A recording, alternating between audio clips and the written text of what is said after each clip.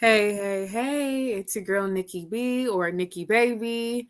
And we have here with me today our beautiful co host, Nisi D. Hello. Um, Go ahead and introduce yourself, Nisi. Well, I'm Nisi D. I am an intuitive beauty advisor, and I am on a brand new discovery to myself. That's the Love way to hear it. Love it to right see now. it. I'm like, God, okay. But I do have a professional background in the beauty industry. I worked in the retail environment as well as had done freelance artistry, and I'm a little bit of everything. Which, if I started naming like the list of all of the things that I can do skill wise, you could probably guess what my sun sign is. So Go, I'm, go I'm, for I'm gonna it. put Go off for with it. that. Go for it. I would love for people to eventually try and figure it out. If you want, do you want to do something where you start naming it off and then by the end of the stream, you can reveal what your sun sign is. I can, but I bet people who already know me probably I bet you think, shut up. Don't tell a secret. But on my resume, if you will, I'm a businesswoman. I am a professional makeup artist. Well, I'm a retired professional makeup artist, but I also teach and facilitate classes for people who want to discover what their beauty signature is. And I help with guiding them and helping them towards that journey, but not only on the outer appearance front, but from the internal place, because that's where real beauty begins. And with that, I've also done a little modeling, a little acting, playwriting, a little bit of dancing. Oh God, what else? There's a little laundry list of stuff, that I had to write down in my handy dandy notebook, which is very significant for the conversation that we will discuss today. And Nikki, I must say, you look so beautiful. Oh, thank All you. right. Look, I love a compliment. I You look amazing. love a Okay. compliment. Thank you. I Yes. appreciate that. Look, and Yes. so do you, as always, Thank girly. you. I'm Thank you. always loving the looks and everything. So, hold Cosplay on. artist. Right? What's it Right? giving? Just reminding you of. Um, Flapper. Yes. Very Flapper. vintage. It's giving 20s, Josephine Baker esque, you know. Look, I love it. It's also the run to you look from the bodyguard. Ooh. What else? I'm trying to think. I'm like, what else do we got going on here? Um, that's about it. I Yeah, think you that's about get it. some of that sun energy, like that earthy sun energy. You know what? Let's talk about it. Yeah. So, what the intention was for me to um I wanted big hair. I wanted hair. I wanted hair that was not this hair, my natural hair. I love costume. I mean, that's like it's my jam, right? But I just didn't have enough time to throw on the wig that I wanted. I didn't have enough time to braid all this down. So and then put on the wig and do all of the extra stuff. So I said, you know what, let me opt for the Sagittarius Venus that I am. Okay. And let's just rock with it. And I'm like, that's what you got today. You got the Sag Venus. Um it's not 100% what I would have wanted, but it works. It works. Uh, I guess I'm representing the Cancer Venus that I have, and for people who may not be aware, The sign Cancer is ruled by the moon, and I am representing the moon energy, today with that silver moon, like Regina Bell sings, right? Yes. Okay. Sprinkle. Yes. Okay, I'm reading some of the hold on. How Hey Mama Shelly, if Amber happens to be nearby at all, tell her that you can't call me during the live. I can't answer the phone. So Right.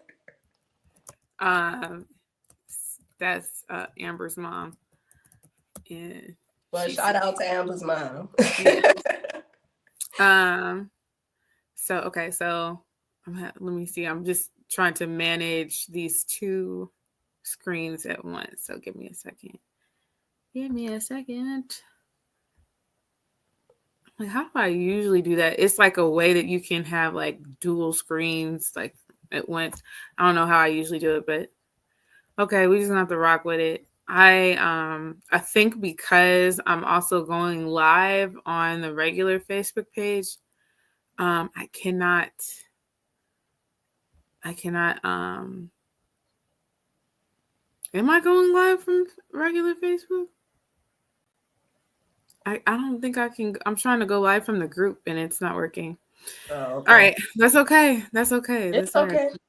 Yeah. It's Anyhow, okay. so back to the basics. We'll just rock what we got. We're on Instagram. We're on my Instagram. So that's okay. Anyhow, so let's go over what we're supposed to talk about. Or actually, what I was thinking was what we can do is actually explain what the black hole is. So we can give some insight as to why we're doing this, and then go into the review of 2024, how it went for the both of us, and how 2025 is looking from here. Yeah. And we'll go. So, first of all, y'all know me. I have always been a child of the occult. Even though, I come from a very diverse background of religions on both my parents' side, but mostly Christianity. I was raised to be able to do astrology, numerology, palmistry, tarot, all of those things. Shout out to my mom in heaven. She was a real one. And my grandma, literally my whole upbringing around her and her raising me, like it, she was an evangelist, but she also was heavily into tarot and astrology and psychics and all of the things, so yeah, so I'm a child of that. So astrology plays a big part, astrology and numerology, because numerology actually was my first love. But they play a huge part in the fabric of who I am right now. And many of the things that I do, many of the things that I read, many of the things that I consume, I usually by nature look towards a chart, the stars, or any of those things that would have to do with astrology or numerology as to why it would happen, or what's the basis for this, this time right now. So, or this happening. So, or what is the basis for why this is happening, right? And so because that is, I just came up with this concept probably about 2 months ago. Well, I came up with a concept a few years ago, but gave it a name a couple of months ago, where we would be finding the intersection between spirituality, Blackness, indigenous people, I wouldn't say they're, because we are indigenous as well. But Black, indigenous, and people of color, how we intersect with spirituality and popular culture, and just our stories, and how our stories make up the fabric of America as people of the African diaspora as well. And when I say America, I'm speaking about the United States of America. We could probably get into Canada and Mexico and South America, Central America stuff later on. But this first season or iteration of The Black Hole is going to be about the stories of Black America as it pertains to North America and the diaspora that made it here. So, yeah, that's pretty much. You want to add some stuff, Nisi? Well, another part of it is telling our ancestral stories too, and Exactly. seeing what kind of not only genetic inheritance we've gotten from our predecessors, but also what we inherited from them spiritually and astrologically as well, because it ends up showing up in people's natal charts, which for a person who might not understand what a natal chart is basically the blueprint map of the sky the moment that you were considered born. Okay. And I say considered born because some people don't know what time, and depending on what country you were born in, what was going on. Like if you were born in a time of war and your family was somewhere, hiding, and your mother was pregnant and giving birth to you, what doctor, you know what I'm saying, is there, saying, I got the time at, 6:53. Like, no, you're not going to have that story, unfortunately, some people. So, but where it can be recorded, it gives a full spectrum roadmap, if you will, kind of like, as I like to think of it, each individual's never-ending story about themselves. That's one of my movies. I'm a child of the 80s. Okay, so in very Cancer Venus like fashion and Cancer Mercury fashion, which Cancer is also a sign that represents, mother, the home, the roots, the ancestors, your ancestry, your Right. heritage. It's been a huge role in the way that my personal 24 has played out and rolled out, which is another reason why we're doing this recap of 2024. Because it's not just my story, but it's Nikki's story, and it's really anyone's story who is tapped in. That's true. Definitely. 2024 has been I'm laughing because I don't have words for it. Like, that's crazy. 2024 has been crazy. And I feel like, like that's generally something that's said like almost every year, not from me, but from the general collective, the general population. And let's see here. There we go. So like I can relate sometimes, but I don't it's not an everything every year for me. But Right. this year was my 12th house perfection year. And when it first started, it didn't seem like, I was like, oh, big deal, right? Big deal. Like, what's the worst that could happen, right? And then you found out, huh? Yeah. To some extent, right? Yeah. Yeah. I think, and it happened right around the like the end of a Jupiter return. Like my Jupiter return, I think, began at the beginning of, or in the middle of 2023. Or no. It started, I think, at the beginning of 2023, middle of 2022, beginning of 2023. But I was born with Jupiter in retrograde in the 8th house. And, and right. That says a lot. Okay. And I have a Capricorn stellium. So you can guess, you could, figure out a couple of things from there, how life goes for me on a day-to-day basis. But I say that to say that my Jupiter return happened, and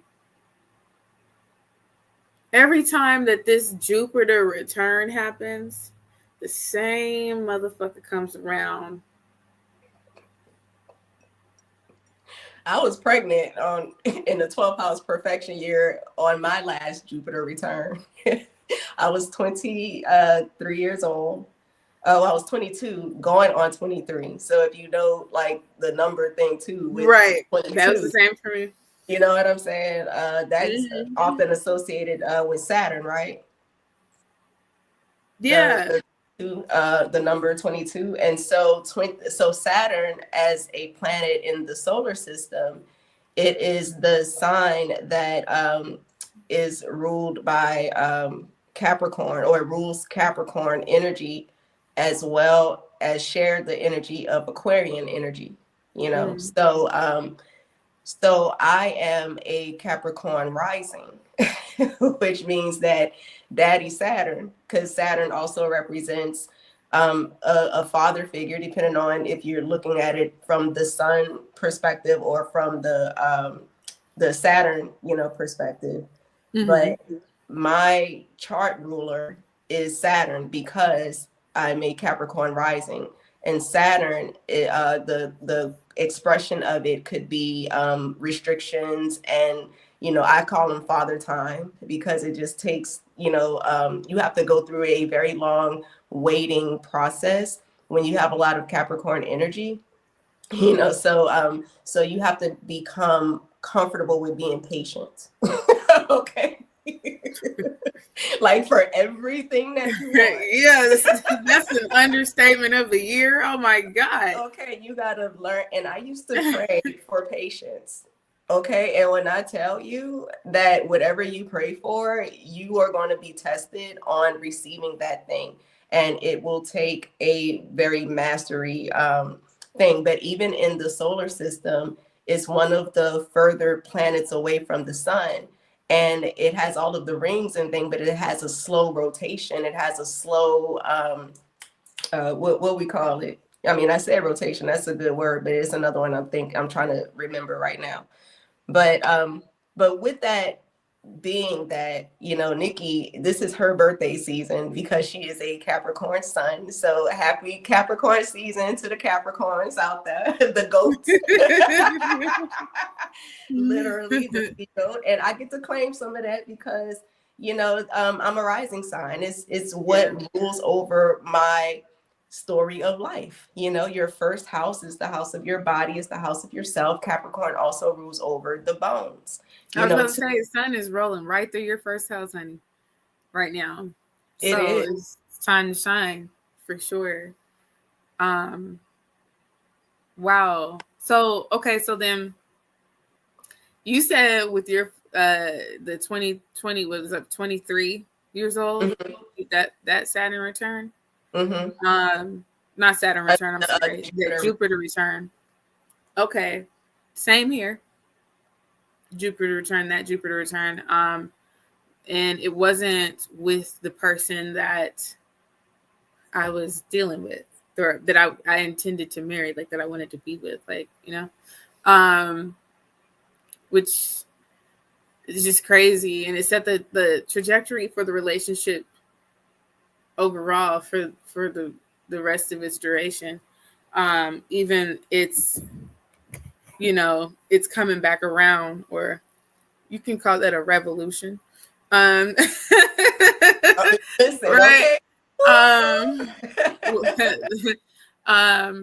But it's coming back around for the 35, 36 Saturn return. And so I'm just like, man, I don't know if it was a 12th house perfection year, though. I'm not sure. I don't know. I'd have to go back and look. but this one was 12th house. And to explain in short, I thought that I was going to experience something where it would maybe challenge my mental health. I thought that I would deal with something that would, I don't know, like really work on like going inward and fixing some inward stuff, really shadow work, or the things that maybe I'm just not thinking about, right? Outright. That didn't happen at all. This year was definitely a year of planting seeds and movement, but it also was a year of rejecting, learning to reject things that I truly don't want, that I don't want to deal with, that I don't want to interface with, like, hey, guardian angel's here to give you this opportunity to let go or walk away from the things that you say you don't want, but you're still entertaining. Mm-hmm. And I think maybe that's the shadow part of it. That's like, hey, you're refusing to address the fact that, you're always people pleasing or making an attempt at it. And self-sacrificing. That's at 12th house. Mm-hmm. Martyrdom type stuff. And there's an undercurrent of unhappiness or a lack of joy there because you're not where you want to be. And the reason why that is because you keep doing the shit you said, or not said, but you keep doing the stuff that is not pushing you forward. Mm-hmm. Which also reminds me of like what I was saying about, being born right before a new moon, that cycle. And I don't think I was born during a void, of course, but I do think that having being born before a new moon says a lot about the lives that you've experienced prior to, and that you probably have done so much that like you're here to just wrap up some loose ends, and or to finish out what you are were supposed to do, maybe throughout the eons of being here, right? And so everything you do, it's almost like I kind of like I'm on a journey, like, how in Touched by an Angel, Tess and Monica, and we're always on some damn journey to save somebody. Yeah, they came and saved me. Like, rest in peace. Is Roma Downey still alive? Well, I believe so. Yeah. Okay. Yeah.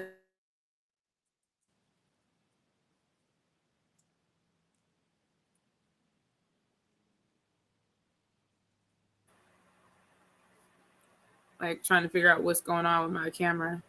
Okay. Yeah, you just cut out for a second. Okay. Can you see me now? Yeah, I can see you. Okay. Yeah, so like I feel like that's really what I'm on. Like I'm like, damn, like every time I turn around I'm trying to do something, and then bam, you got a new assignment.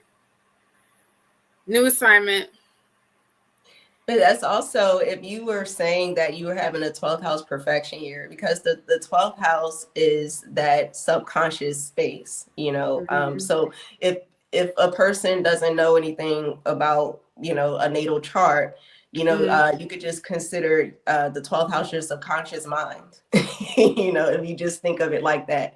And it can bring about some form of like isolation. It can bring about some kind of loss, and the loss can be, old belief systems, or old ideas surrounding, those things. And you also mentioned, Jupiter return, which right now Jupiter is, I think, is still in retrograde in the sign of Gemini. But before it would get to Gemini, it would have previously been in Taurus. Yeah. And that would be your natal Jupiter sign. And Jupiter can At also Argol, at that, I wanted to interject for people who don't know what Argol is. So that we have also what we call fixed stars in the natal chart, and fixed stars are, that's what they are, stars that are fixed within, everybody has a fixed star in their chart, but do you have an aspect to it from one of your the planets as they arrive or transit through the chart? When I was born at 26 degrees Jupiter, um in Taurus retrograde, which that specific degree is the degree of Argol, which is Medusa. It's said to be a very malefic placement. However, I don't feel like that. You know, um, I feel like that it can be very much a good placement. So I say that to say that happening before the 12th house perfection year began, and then as you were saying, the 12th house is indicative of subconscious. It's also indicative of hidden enemies, enemies that you don't, uh, mm-hmm, that you wouldn't see or know. mm-hmm. Um, that those haters that are linked arm in arm with you. One of mine, You know, have a Sag moon, and my 12th house is Sagittarius. Because it's the sign before you get to Capricorn, which Capricorn. is the first house. Like if I had a Mhm. picture of the wheel that I could, show to just kind of point out, it would it would be You want fabulous. me to pull up your chart? You want me to pull Um, up your chart to show people? I can do I that. mean, if you want to, I ain't afraid of it. I mean, it ain't If, like I ain't got a you're whole. not, if you're not afraid, I ain't afraid of I'm that. pulling up the chart. Okay. If you don't mind, sister, I'll show mine too. I don't mind. I just to make sure that people understand. Like uh I'm I'm I'm all about sharing the information. Each one teach one. Um, but go ahead and keep going as I'm pulling up your chart so you can explain to Okay. people the wheel that keeps on turning. Yeah, the wheel that keeps on turning. So, a little bit of my background is that, I was raised by my mother, single parent home, and she is a born again believing minister. So shout out to you, mama. And she is absolutely 100% true to her beliefs. And that's the way that she should be. And it makes for a very beautiful person. Um, on the on another note of that, me as her child, I was born with this huge interest in the stars. And Nikki and I, we were just talking about this like today and like yesterday, how even in children's church and children's ministries, they were teaching us about the constellations in the music, right? So, I don't know if they still do Sunday school like they used to, but when I was growing up in 1986, I was 6 years old and they had a song called He's Still Working on Me. And it was one of my favorite songs, especially when they got to the part when they said it took him just a week to make the moon and the stars, the sun, the earth, Jupiter, and Mars. How loving and patient he must be. He's still working on me. Okay. And I would get my god sister to play that for me all the time. And it made me wonder about the vastness of the universe that's out there. And so it piqued my interest. And by the time I was 12, I started asking questions about that, to which I kind of told this story in a recording, and I'll put that out in the world, soon. But it has shaped, our experiences, even from being that young. It shapes the person that we were always intended to be to begin with, And this is one of the things that I felt really um, dear to my heart, because sometimes on the soul level, you just know that something different is meant for you than what you've just been simply told to follow, right? That's a part of the explorations of life. And the natal chart is one of those, I call it like a little roadmap, into your individuality, the way that God made you, so that you get, it's almost kind of like if someone handed you the newspaper and say, hey, you are the headliner of this story. Read all about yourself, extra, extra, read all about you. And so I could pick up those themes in, pop culture, oh, yeah, that's me. Now on Instagram, I think it might be a little bit more difficult for them to see. Yeah. But hey, if you guys want a link, you can write in the chat you want a link directly to the StreamYard and come and join us. But yeah, so this is Nisi's chart. And it's a circle because it is, because it's actually a clock, and one of the things that I recall, my mother, who's a very spiritual, born again believer, she believes in seeing angels and spirits and, in God's communication, to us through them, right? And so I believe the same thing because a lot of those things have also been a part of my real life experience as well.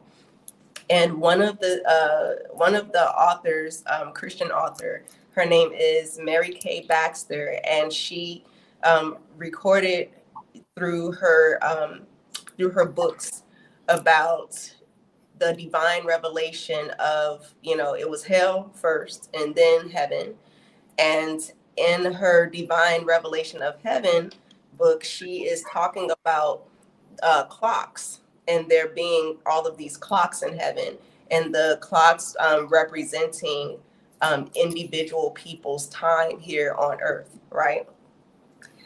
So that was brought to my memory a few weeks ago when I was been contemplating about this. And one of the things about the natal chart is that it is a clock because it turns clockwise and counterclockwise because that is the planetary rotation around the sun, right?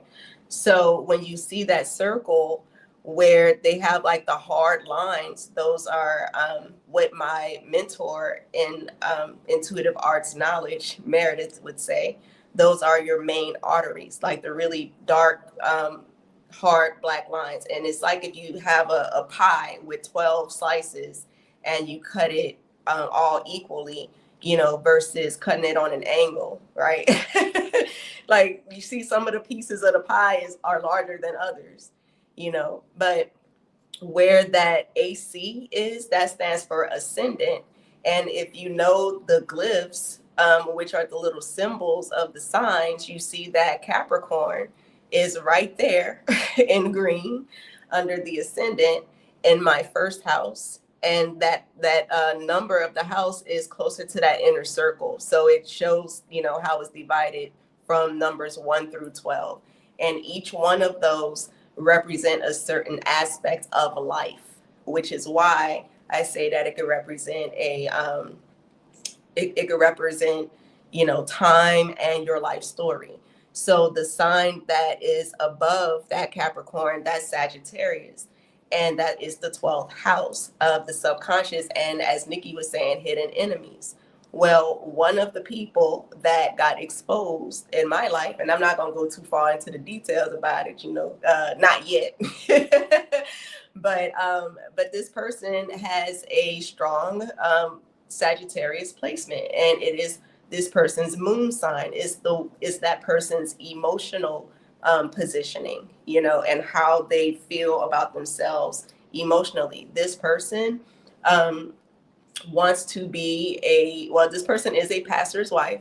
Sagittarius is ruled by the planet Jupiter, and Jupiter can represent preachers or people who are of higher philosophical knowledge, So you have like your college professors, you have, your preachers, your higher level teachers, if you want, mentors and all of that. And Jupiter can also represent the husband as well.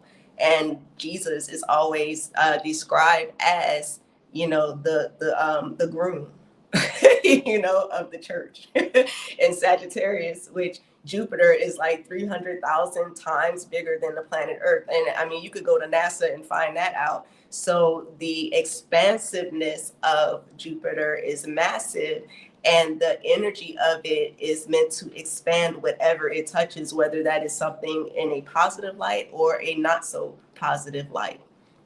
And so when someone hasn't been doing their, what we would call shadow work, or, facing their demons,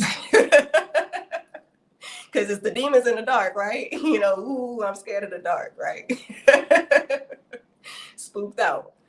But when you're afraid to face the shadows, then it makes things more challenging for you, and they can actually, blow up on you that way. So this person having that emotional hatred for me. I'm sorry, I gotta laugh at it. I just gotta laugh. But yeah, it's a real thing. But me studying this, tool, this language, of astrology, exposed what I was going to end up facing in this year. Because collectively speaking, in numerology, every year has a theme, based on what that number is. And 2024, when you add up 2, 2, and 4, you get the number 8.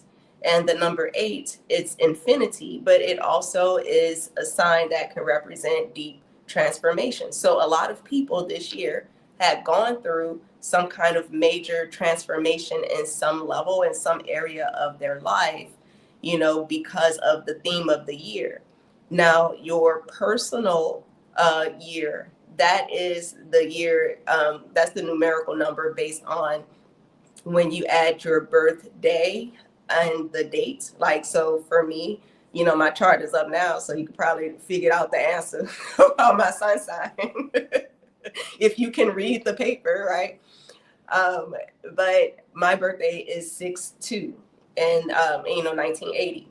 And with that, I would add the birth month, which would be a 6, the day, which would be a 2, and the current year, which would be 2, 2, and 4. So it ended up being a number 7 personal year for me. And Nikki, you actually told me, last year, that the theme for my life for 2024 was going to be about my one-to-one personal relationships, and me establishing, those relationships in my life, and maybe even redefining those things. And that is 100% what ended up happening. And also with, if you're going into a personal 7 year, that's another time where you might find yourself in more isolation. During the holiday season, I didn't feel compelled to participate like I would traditionally do. I wanted to be home, to my family's chagrin. They didn't necessarily love that, but they 100% supported me in that, where I thought that it could cause them to reject me for not doing it their way. You know what I mean? So God had to show me how much my family loved me and supported me despite my own assumptions about how they would respond to my personal evolution that I'm undergoing right now. And one example of that was for Thanksgiving, I already knew that I didn't want to do Thanksgiving. I was like, this year, I just feel like I'm called to just be at home and be in isolation and, maybe prayer or something like that. And my nephew came, and he was kind of like, oh, but TD, it ain't about the money. It ain't about this and that. And I'm like, please understand that I'm not rejecting y'all. I love y'all. but this is a decision that I made. And then my mother called and she was like, well, I was calling to just ask you if you'll reconsider going to go and see Jamie and being with the family. And you know, my mother, she can get to my heart real easy. I almost like never tell her like no, and you know, that's why it's always kind of hard for me to do that. And she kind of knows that, right? And that was a really difficult one for me to do, but you know, I stood firm in my decision and I said, Mommy, I need you to understand that this is not a personal thing, you know, but I just need to follow my own intuition this time and kind of do what, you know, what I need to do. I need this rest. And so she accepted that. And the day before Thanksgiving, my niece, she called me and she said, you know, TT, I'm at the grocery store right now. And she said, and I know that you're going to stay home this year, you know, for Thanksgiving, but I know that you like lamb chops and asparagus and this and that. Do you need any food? Is there anything that I can do for you? And my heart just soared at just the idea of the consideration. You know how many people's families will give them shit about doing their own thing that's against what everyone else is doing? You know, but my family stood 10 toes down. And the very next day, my younger sister, she bought me a plate of food from the day before. So I still got to eat mama's dressing. I still got to have my desserts, you know, and I prayed and I was in meditation all day long and my spirit was being renewed, you know, so I really had to listen. I had to fight myself on that. And so I'm glad I made that choice. But there was a couple of lessons that were being, you know, taught and learned, you know, simultaneously. And I learned that my family accepts and supports and loves me despite whatever it is that I do on my journey. And they are 100% with me along the way, even if they don't understand, even if it doesn't make any sense to them. I have their support. I have my empowerment feels more uplifted, you know, because your family, those are your roots. Those are the people who share DNA with you. You know what I mean?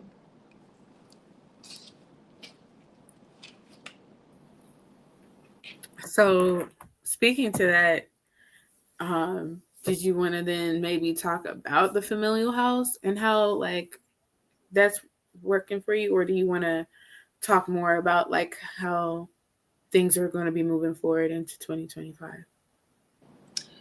I think we could circle back to the familial house Mm-hmm. because that storyline in itself it probably needs its own video.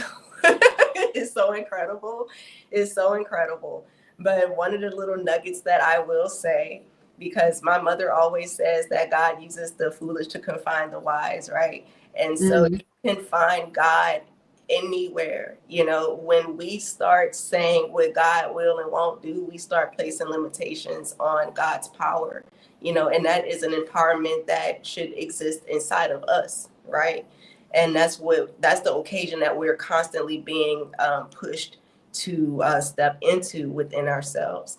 And so even when I take the little Facebook quizzes, the you know the little fun, you know, who's watching over you, you know what I'm saying? Mm-hmm. Like I actually have a collection of screenshots from those little games, and some of them I never post because I just take it as manifestation. But one of them was, you know, your grandmother. And when I tell you, I know you're tired, baby. Girl, I'm so sorry I know. too. That's why I was like, I know. I don't want you to You've think been that burning that's the oil. no. And it's like brain what it's like. You know, they say when you start yawning, it's like your brain is not getting oxygen or whatever. I'm like, Mm-hmm. ooh. So let me open wide up. But No, I'm just saying, I feel you, baby. I feel you. You know, but that's one of the things. And that came up for me. You know, that came up for me this year. My maternal grandmother, you know, Willie Mae Dickerson, you know, Dawson, you know, that's my mom's mother. And I didn't get to meet her in life, but she has always been with me. And the confirmation from even that little Facebook little quiz thing, you know, further corroborates some of the experiences that I've had. And I have never felt closer and more validated and seen, just in that bigger picture way, so I love that. And next year, I feel like there's going to be more changes because 2025, that is a 9 year in numerology, and the number 9 represents natural endings, to make way for new beginnings. So, so Nikki, what is it that you um, kind of foreshadow, with that 9 energy year that we're about to embark on tomorrow? I feel like transformative experiences are ahead, especially for fixed signs. Obviously Capricorn as well, Scorpios, and Aquarians. But definitely ahead, there's a lot of movement and things that will happen that will call for people to acquiesce to Pluto, acquiesce to a change that you cannot avoid. I also think that there is going to be the end of an era for um, for many things.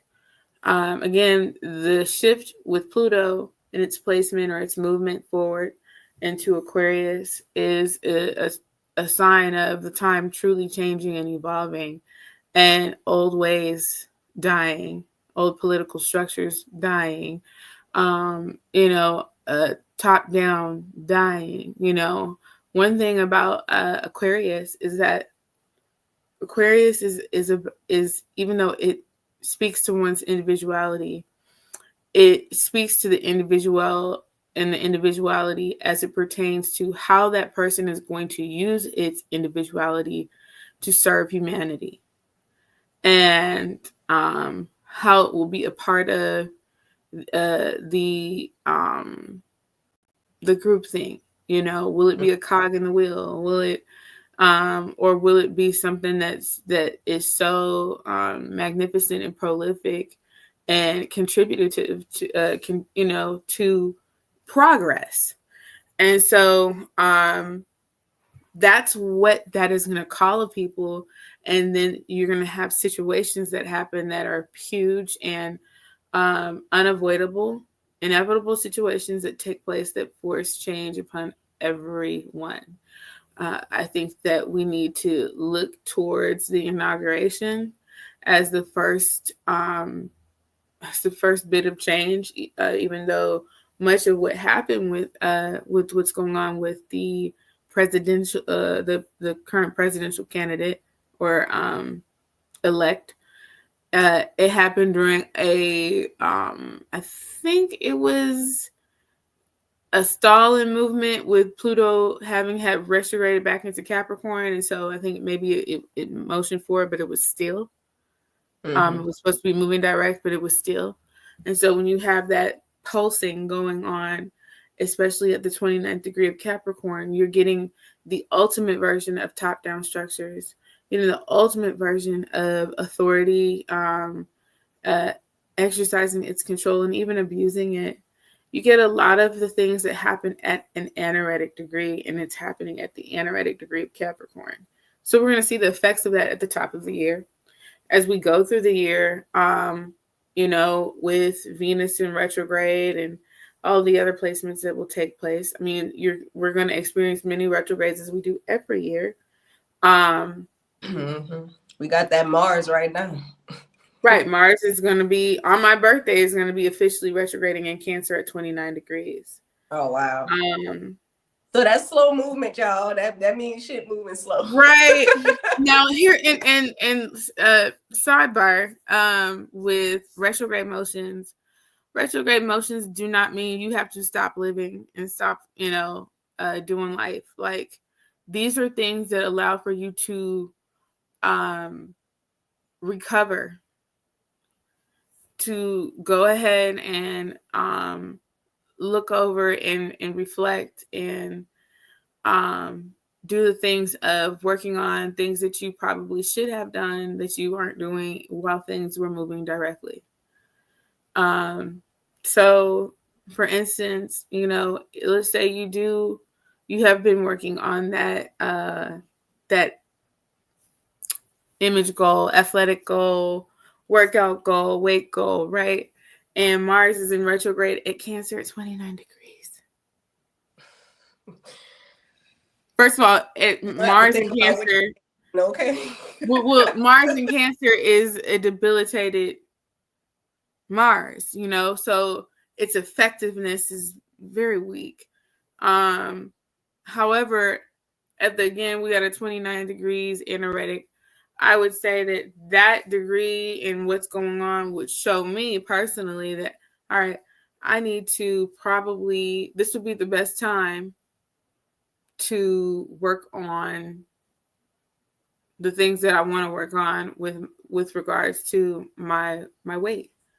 Or I would stay away from any like procedures or surgery or anything that has to cut you open, because Mars rules the knife, the sword, the scalpel. But I would think about, okay, especially if you have it maybe transiting through your 6th house. That's what the house of health, y'all. Right. Right. I'm like, y'all figure it out as we go. Look it up. People don't like to read. You know what I'm saying? We got a couple of little sprinkles. We got to tickle the fancy. Right. See that. Thank you for that, because I'm definitely not explaining nothing.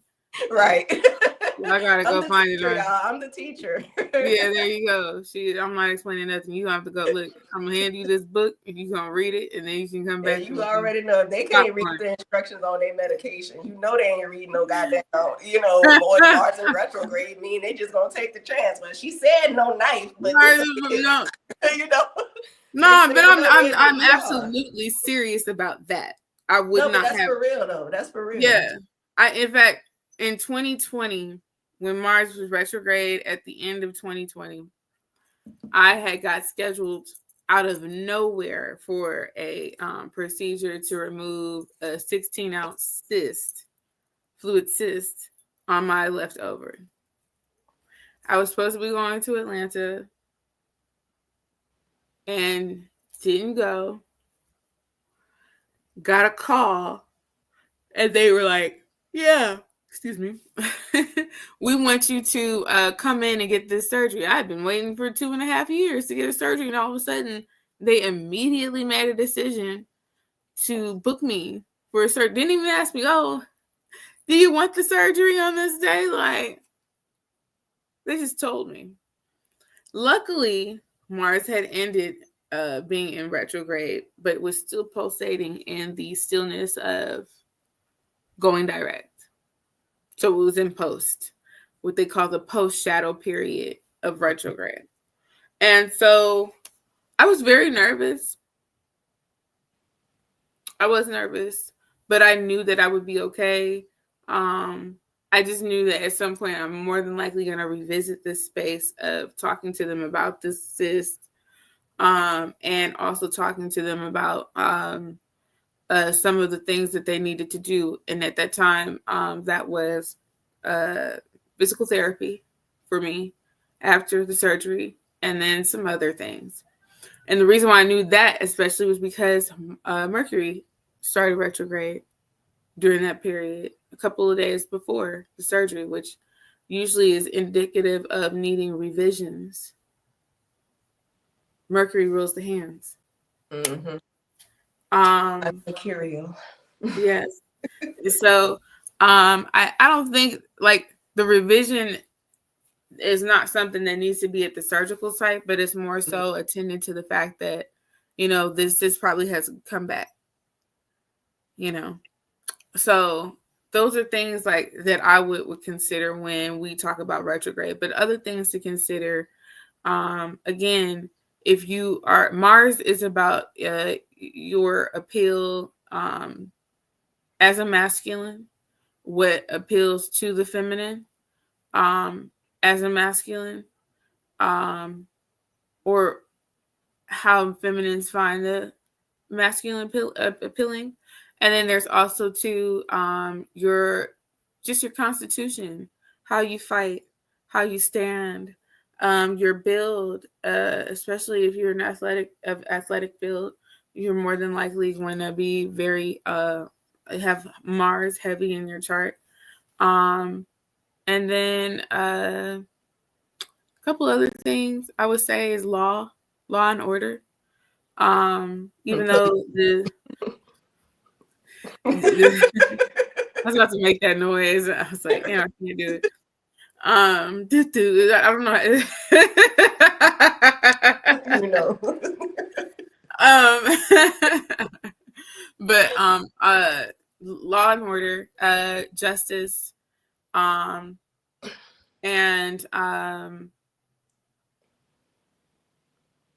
authority as far as on a local level. Yeah. And your own like sovereignty, your own authority over self. So when that happens, but it's retrograding in a debilitated state.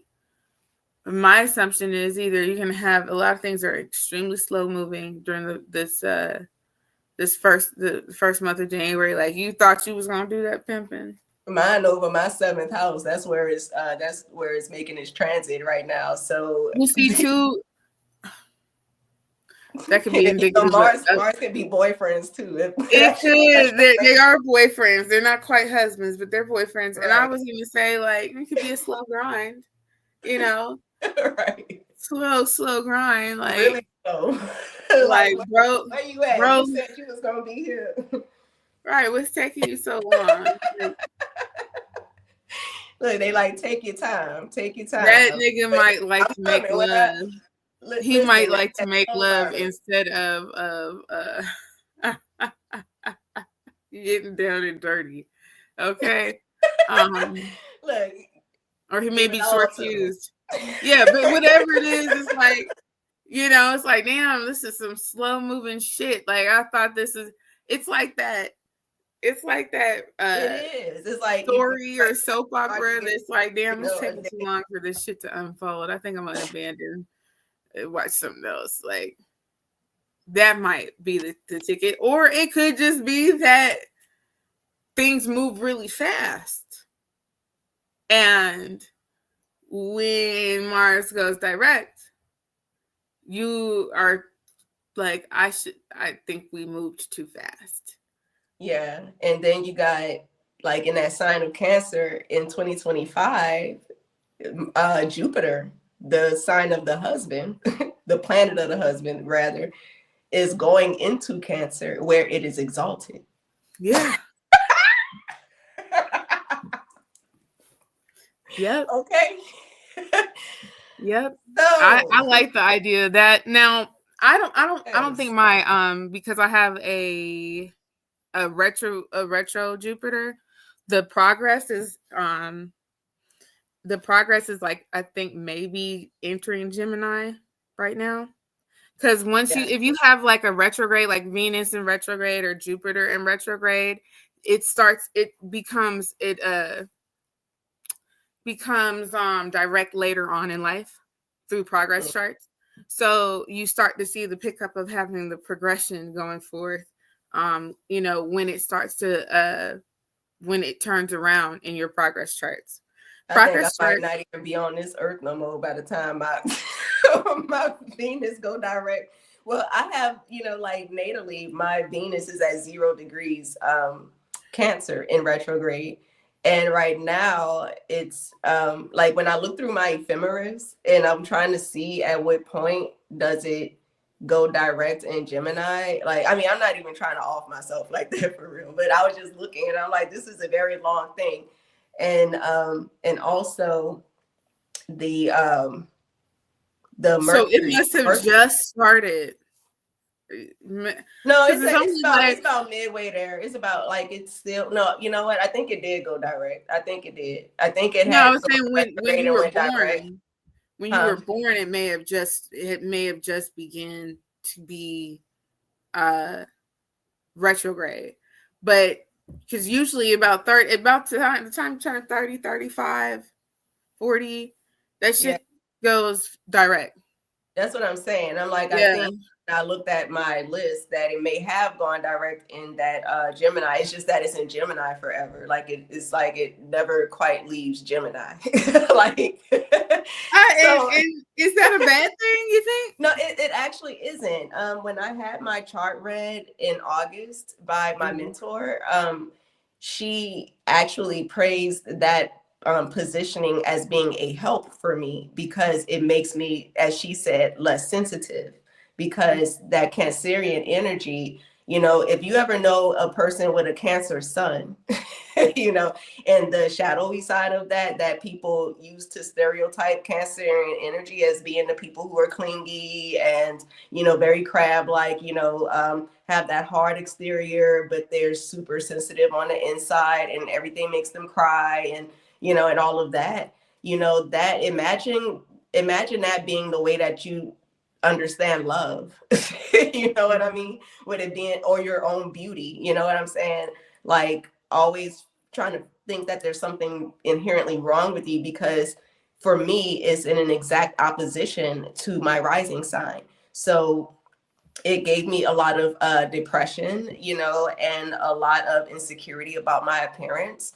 Mm-hmm. And I was telling you earlier that I, as a younger child, I didn't like being referred to as, you know, pretty or beautiful because that would be someone's code word that they would use to take advantage of me in a very harmful way.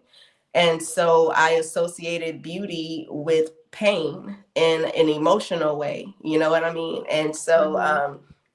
so that was very depressing, and it sent me on a quest to look for love, and I kept finding it in all the wrong places because I just didn't believe that, you know, I had a worth or a value enough to learn how to love myself the way that I wanted other people to do it. So it made that Capricorn rising part of it did allude to those depressive feelings that I could never quite get what I truly desired on my terms. You know, like I always had to acquiesce to what someone else wanted of me.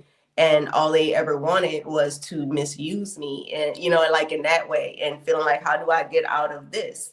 You know, and in some ways, it could lead you to um, succumbing to, you know, the wrong behaviors because you think that that's the only way that you can get something that you think is so valuable until you discover, you know, that that value been inside of you the whole time. And having the rose colored lenses removed so that you can see that for yourself. And you know, and for me it was God showing me those things through having, you know, my natal chart read. You know what I'm saying? And Yeah. I'm like, yeah, it makes a lot of sense because that is what I've dealt with, you know. But going having that little bit of Gemini, because Gemini being an air sign, you know, it has a more detached energy to it. So Mm-hmm. having that Venus, you know, kind of with that Gemini like influence, you know, my feelings can be hurt, but they don't stay there. You know what I mean? Like I could talk myself out of that and be like, okay, you know, that's just that person's opinion. But it's taken a long time to get to that point where I had the confidence to know. And I think that's one of the things that is beautiful about Gemini energy. You know, people hate that energy a lot because, you know, my first introduction to a zodiacal sign was someone asking me, you know, my star sign, my sun sign. And when I said Gemini, the first thing they said was, oh, that means you two-faced. And I'm like, what? Like, what that mean? Like, I'm 10 years old. Like, what do you mean I'm two-faced? Am I? Like, what have I done? You know, and I'm questioning shit, you know? But That's always it's been because they're interesting so to me. adaptable. Yeah, with Geminis, with the Geminis. I don't, because I love y'all. I love Geminis. I love I y'all. really- I do. Um, I enjoy Geminis a lot. Um, especially the ones that are like in June. Like, I guess I could say the like first deacon, like the end of first deacon, beginning of second deacon. Yeah, and I'm a When second one. So that's yeah, that different undertone there, that Venusian yeah. part, you know. Yeah, and see, and just like me, just like Capricorn, second deacons, we are both Venusian versions of our sons. Shout out to the goat. Yeah. Um, I mean, I'm sitting up here but literally eating my grapes out of a heart-shaped bowl that looks like a mug. that Isn't looks so this cute? good. It is Look at my cute. and when I whip myself breakfast, when I do my eggs or my pancake mix or whatever, I use this bowl so that I can remind myself that I'm cooking with love for myself. That's a really good way to what they call NLP, neuro linguistic programming, as a means to do that, like as you're mixing and stuff like that, and you have this heart-shaped bowl and you're constantly telling yourself that you're cooking with love or making things with love, infusing love into it. And like that will always remind you of that, even when you touch that bowl and you're not doing anything, you're infusing whatever you're doing with love. And then also too, like when you affirm that about food and water and just whatever you consume, it tends to reflect back in how your body absorbs it and digests and all that stuff. So It does. Like yeah. that water experiment, you know, when Oh yes, yeah, yes, I mean that's yes. the thing. How you speak and understanding the power of your words. Mm-hmm. It one of the things from a couple of years ago, from 2022, when I came across this, I had to pull it up so I could show you. But this was from the path when we were doing the multifamily mindset, right? Yeah. And the date of it is February 22nd, 2022. So it's all twos, the date that Oh I wrote it, wow, right? it is. And so, but what it was the triangular point for how to get your life on track if you wanted to be on this path to becoming like a millionaire, right? Because changing your habits and doing all of the things and what would make the execution. So I took that course very seriously, and thank you, shout out to you and Brucey, for you guys, doing that for us, to give us an opportunity to tap in, to our higher callings, in the material world, as Yeah. well. And so with that, it was talking about, your visions and your goals, your daily pages, your daily mindset, your reflections, and your revisions. And so in all of this, and, I'm going to take notes, very Gemini of me, right? In the Virgo stellium that I have, it's going to make sure that I'm getting all the fucking details. Yeah. Okay?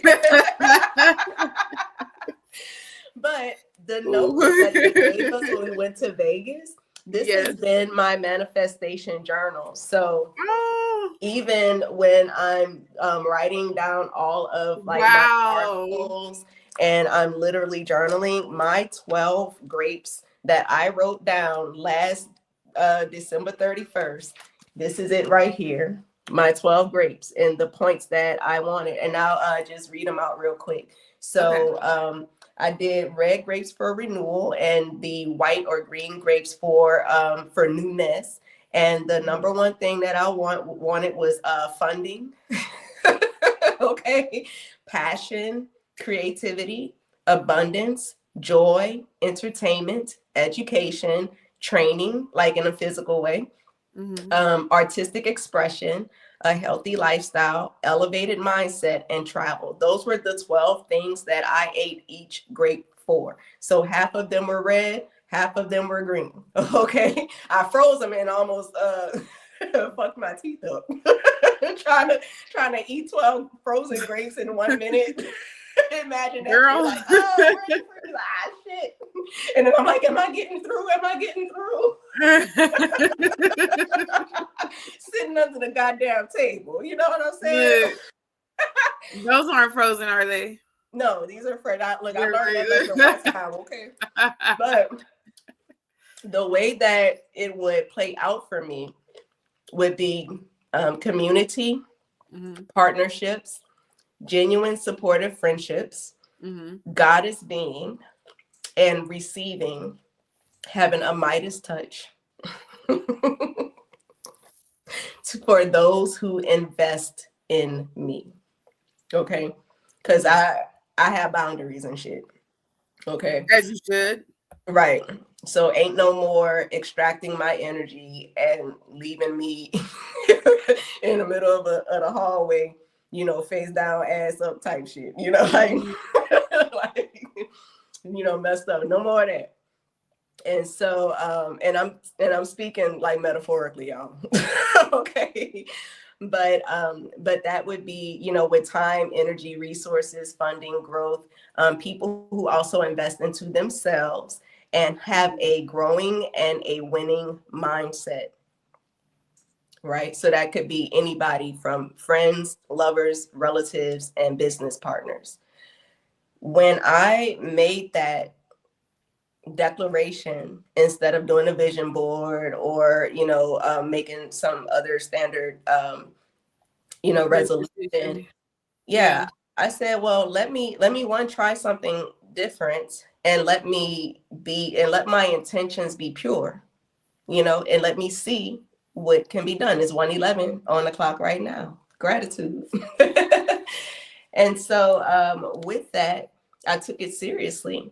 And the way that the path unfolded the whole rest of the year was so miraculous. And again, we don't have all day for that, but those are stories that I will be, kind of putting out there, for more reference, also. But within this collective, the main resounding message is that this experience can belong to anybody. Anybody.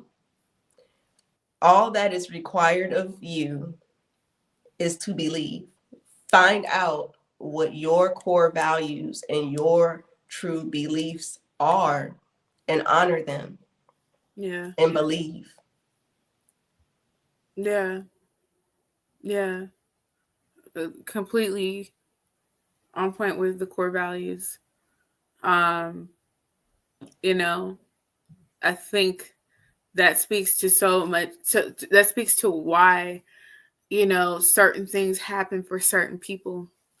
Um, it may seem like someone's getting further ahead or further along in life, having more success, and so forth. But the truth of the matter is that I think once you identify your core values and you stick to them and you have convictions about those core values, you are willing to commit to being disciplined about sticking to your core values. And that is the ultimate form of self-love and self-respect. Absolutely. And having a sense of pride and dignity, like Mm-hmm. my mom came through and kept reminding me, you know, dignity, be dignified, have some dignity, stand up and take charge of your own life. You got this opportunity. What are you going to Mm-hmm. do with it? Are you going to squander it? Or are you going to take full advantage of every possibility? You know, and that's something that I feel a lot of us dream of. And even sometimes when we are shown various ways of achieving it, we're so afraid of what losses, what fourth house, eighth house, 12th house things, or themes that we Mm-hmm. have to face, that we become so afraid of the dark, that we become immobile and we don't do anything and we succumb to that. And that creates a depressing life. And a person who is living under a form of depression, they struggle with seeing the light. And it's kind of like in the Never Ending Story when Artax, the horse, and they're going through Mm-hmm. the swamp of sadness, and Hortax had to raise his own vibration to not get swallowed up by the swamp. And no matter how much Atreyu pulled on his reins and tried to give him the encouragement, come on, boy, you can do it. Raise your vibration, smile for me, goddamn. Like no matter how much someone else is doing that for you, the energy from within yourself that believes that about yourself has to come up, and you have to use that part to help the person that's trying to help you. And when Hortex couldn't do it, or Artex couldn't do that, he sank into the swamp of sadness. That whole movie is very metaphorical, because that sadness, that's how the nothing got him, right? At least in that part of the story. Mm-hmm. And there's so many people that are like that. They as big as Artex, and they want you to put them on your back, you know, and carry them out of there. And both of y'all trying to get out the fucking swamp, you know. And there's right, it's like, damn, I'm smaller than you. You know what I'm saying? I gotta carry your big ass on my back too, like, you know, like raise your motherfucking vibration, Artex. You know what I'm saying? This shit hurts. But the moment that we find our empowerment within ourselves so that we can pull ourselves out of that, then we do start to see a brighter day. We do start to have a different reality. And then you're not pulling others down with you as much as you are rising to the occasion to meet them where they are. You know, and that's a rewarding feeling in itself too. I think that, well, first of all, I agree with you on that. And I love that you used the never ending story, because that was something when I was in college, my roommates, they watched that shit over and over again. They're like, we have to watch this. Like, and thinking about it now, like just the fact that there's a swamp of sadness. That truly is, it's a huge metaphor for life as it stands now. And it becomes more and more important and revolutionary as I get older. So yeah, thank you for mentioning that and using that. And since we're talking about metaphors, I wanted to talk a little bit too about the actual metaphor of using Prelude to a Kiss as we're ushering into 2025. Yes. And so like as I was telling you earlier in the day, that the movie that I think most people in our generation would have watched is the one with Meg Ryan and Alec Baldwin. There was also a you know, a Broadway iteration of it with Mary Louise Parker and Timothy Hutton, among other. I'm sure it's been in several playhouses over time. But the theme surrounding Prelude to a Kiss is love, obviously, one's identity, and also to the fact that it's transformation, things changing, you know, in a person, and things changing in unimaginable ways, you know, against transformation, since this year is such a transformative experience that's to come. And one of the things that happen in that story is the story that how the spirit changed, spirits change, you know, they switch. So I let me because I wrote some notes as to like where different parts that I want to talk about, or one specific thing that I want people to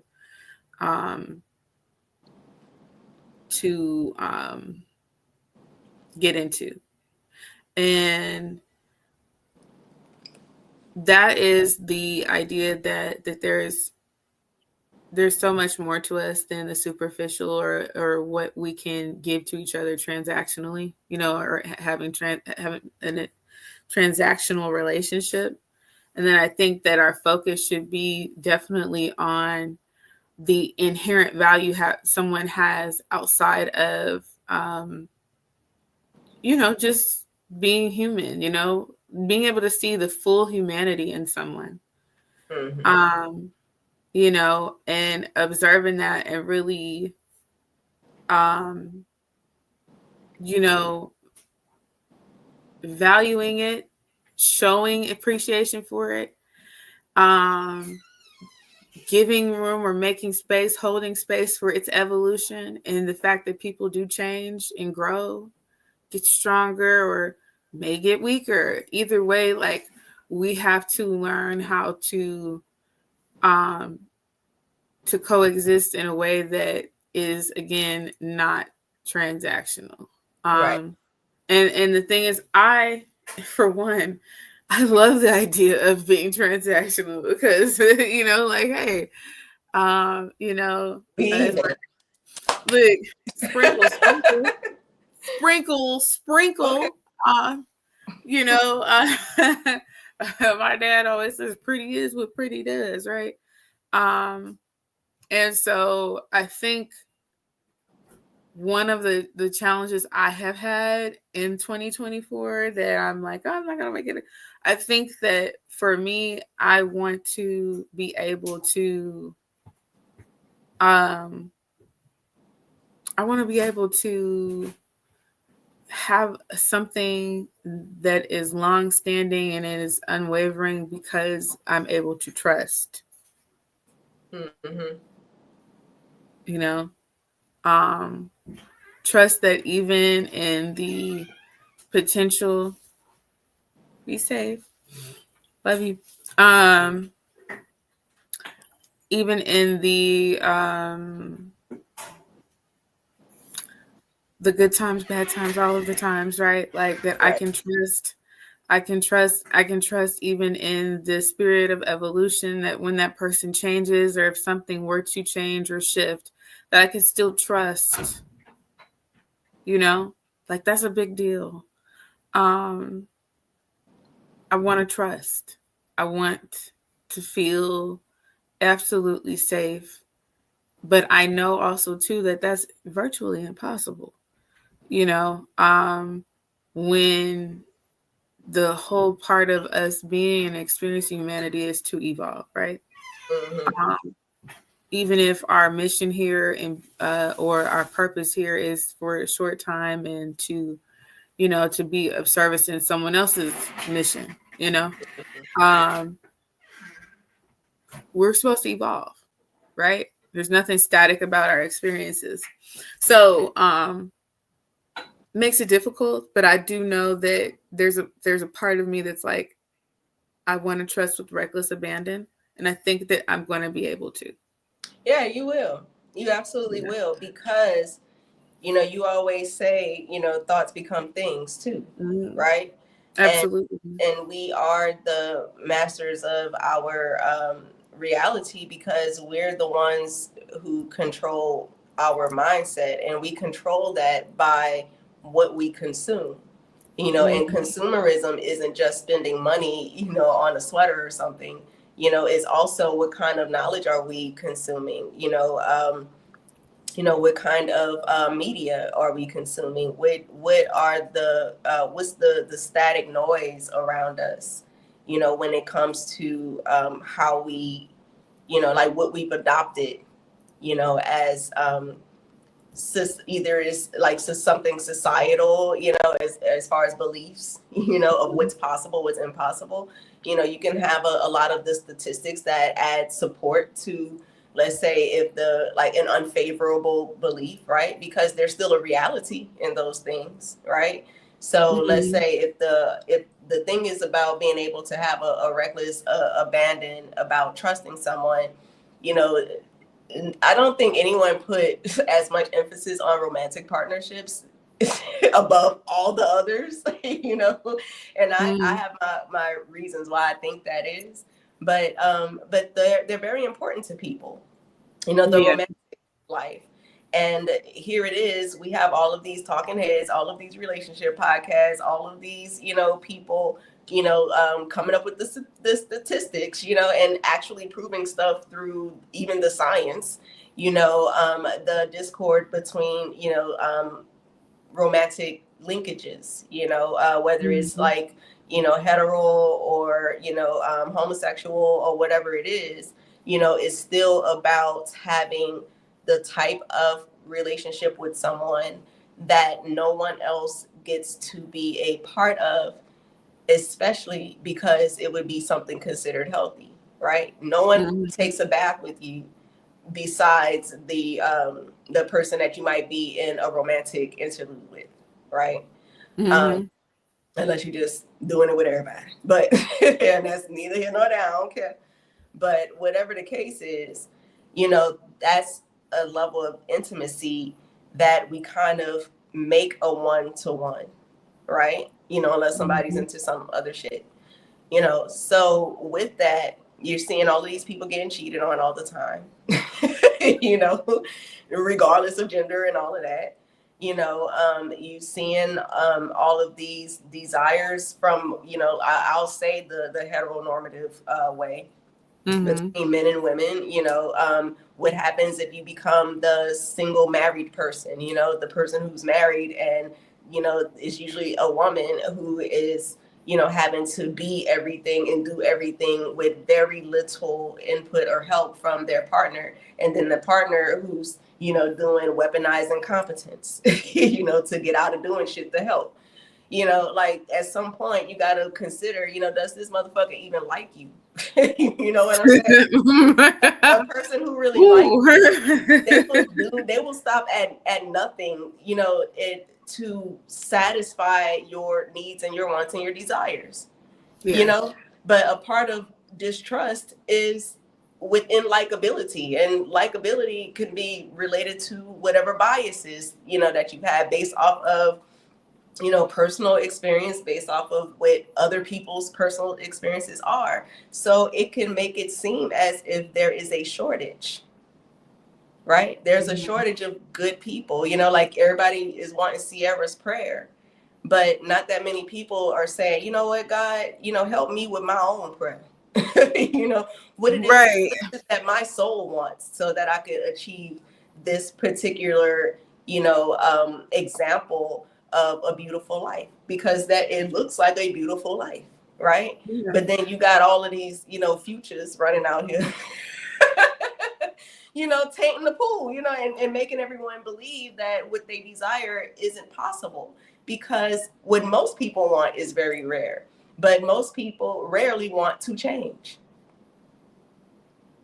What That most goes people want that is that change. goes back to that core It values. goes back to the core values, and it goes back to you being able to make a list of what your core values are, because you have searched your soul based on your own experiences, and you got to start believing in miracles, right? So Mm-hmm. I've been told in church, God is a miracle worker. You got all these parables, all these stories, Jesus, he helping people, the cripple walk, and and all the things, healing leprosy, flipping Right. tables over, and all the things. So he could do all water into wine, he could do all of those things, but he can't give me a love that I could trust with reckless abandon.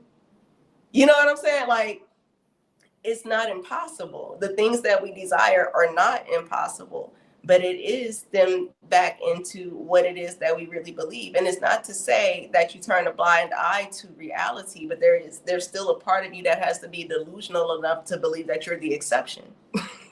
you know, Right. Maybe that's what everybody else going through, but that ain't my story. And start claiming what is your story. And the more that you start to do that, because you taught me to change the story, how to change that narrative, how to stop retelling the same story over and over, and say, if that's not what you desire, then stop speaking that over yourself. And you just had to correct me yesterday when I was talking about I'm working through, my anorexic, behaviors and patterns and challenges, right? And like, no, you're healed. You had to turn. I'm like, you know what, you're right. Yeah, I am healed. Claim the thing as if it's now, as if you've already overcome it. So even when it comes to that, like even with having a friendship that you can have with reckless abandon, right? Yeah. You know what Well, I'm and saying? see, and that's perfect, because the thing is that shows you that there's an example of what you are seeking. it confirms in the brain that, okay, this is possible, you know. And that's why even us talking, when I said, you know, I want to be around people who have successful relationships. I think that's the shift that I want to make, you know, going into 2025. I want to be around that, you know, not just successful people, but people with successful relationships, people with relationships that, you know, they're enduring, but they have positive stories. Right. Because the thing is that, you know, there are a lot of people that will endure and go through things that are egregious for the sake of enduring. And it's like, no, I want a new story. You know what I'm saying? Like, I want a new story. I think, and I'm not a huge fan of Teal Swan, but like, if you've ever heard of Teal Swan talks about, so she talks about different ways of thinking that bring you what you are currently experiencing, you know, very much steeped in the law of attraction and some of the other pathology that, you know, people are using to quote unquote manifest, right? So for me, I don't completely believe that there's all these things that I could be subconsciously thinking that keep me from what I want. However, I do think, I do believe that there's a lot of programming, predictive programming that goes on that keeps one in a cycle, you know, what they call entrainment. Mm-hmm. And so, like, for me, I'm like, I gotta stop tuning in to that, you know, because my experiences have not all been unfavorable.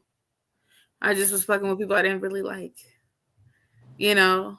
And when that happens, you're unable to really see or appreciate the good of a situation or a person.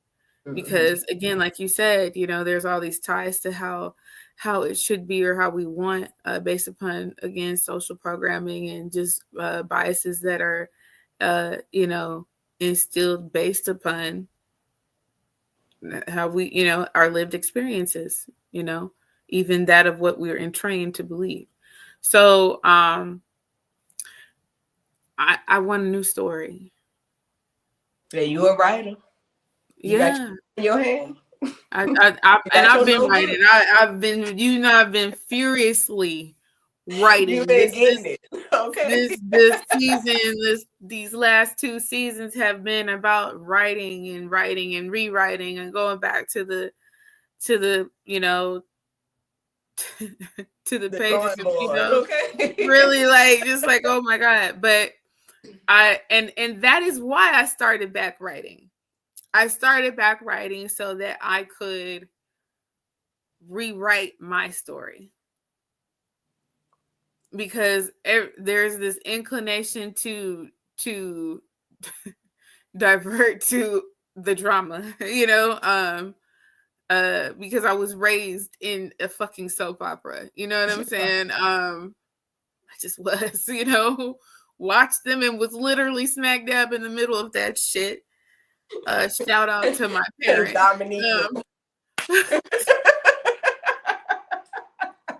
Yeah, a little like, the one thing I'm so grateful of is that they didn't go through a custody battle, okay? But like the drama was drama-ing, okay? They're really, they should have got fucking Academy Awards for that amount back in the day. But yeah, so like, yeah, I'm like, I want a new experience, new story, and you know, I deserve it. And I think that's what's to come in 2025. I know that everybody's saying, wait till the Venus retrograde is over to do anything in love or beauty. And I'm just, girl, like, because I was shortly about to cut all my hair off last night. I was like, nope. No, I mean, it looks so pretty like that too. No, thank you. It's just not, it's not the woman I envision. And I She feel has you. loose hair. I'm realizing that, and I'm like, okay, well, I'm Do you holding want to on. comb them out and just so you know, or do Well, you I want? have I have interlocked at some point Oh, in okay. this journey, so like it's not gonna crack. That ain't But gonna work. no, We got no, Sonic the Hedgehog. yeah, have a mullet in this bitch. But looking like Oh a no. Joe Dirt in this motherfucker. Okay. Um.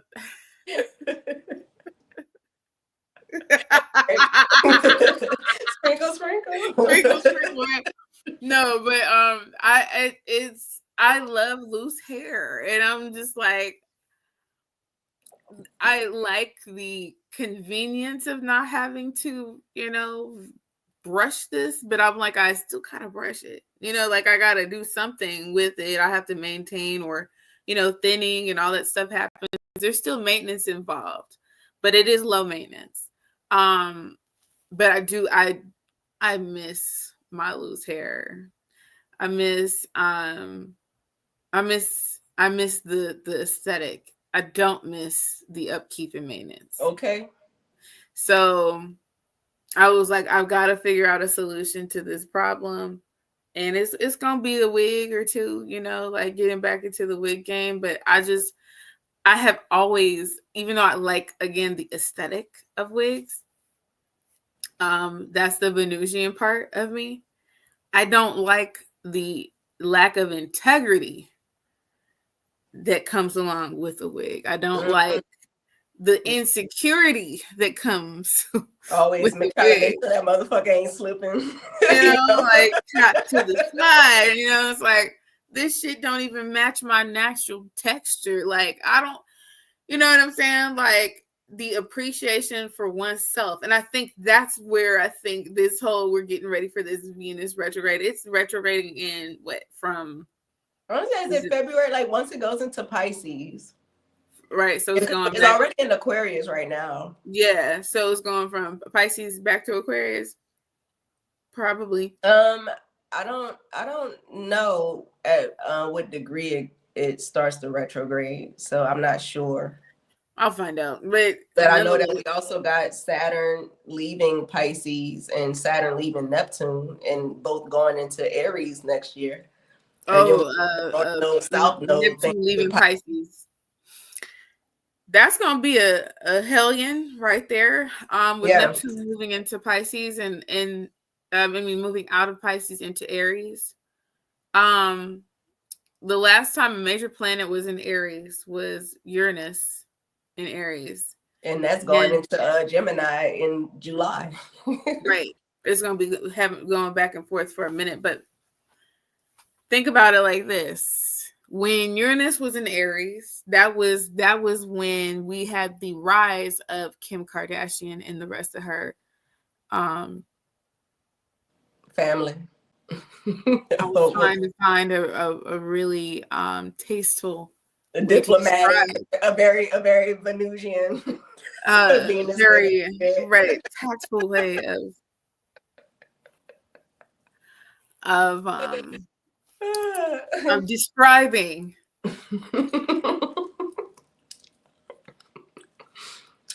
I'm gonna eat my grapes, and I got my pineapples and pomegranates here. There you go. Oh, you know what? It's shit. I poured me some. But I need some ice. I need some ice. Okay. What's that? Yeah, it's the $5 holla. Okay. On the rocks with I like cruising rum. I like the packaging. Yes, I was like, okay. Usually like Mai Tai is my drink. I was like, oh, okay, honey. Yes. I said I'll drink a little tonight. All year I've been good. Mm-hmm. Swear to God. Although my birthday I did turn up. Hey. But I say you better turn up on your solar return. Okay. It's time. Honey, I don't know what that Mars and 29 degrees retrograde. I don't know. Well, you about to go into, if you're doing a 12th house this year, then that means next year you're at a first house perfect. That means sis has to get it right. Get it right. It's time. I'm Get it in right. the ninth house right now, and next year will be a 10th house. So it's going to be a big focus on, the career, path and my public image. Just a little bit of the astro. It's in Libra, and I had and Lilith is in Libra, so I had a Lilith return this year. You Oh know, wow. so, and so in Libra, and I was pushed to advocate for myself within my career. Ah. Ah. And yeah, it's legal. That's why I ain't talking about it. Right, right.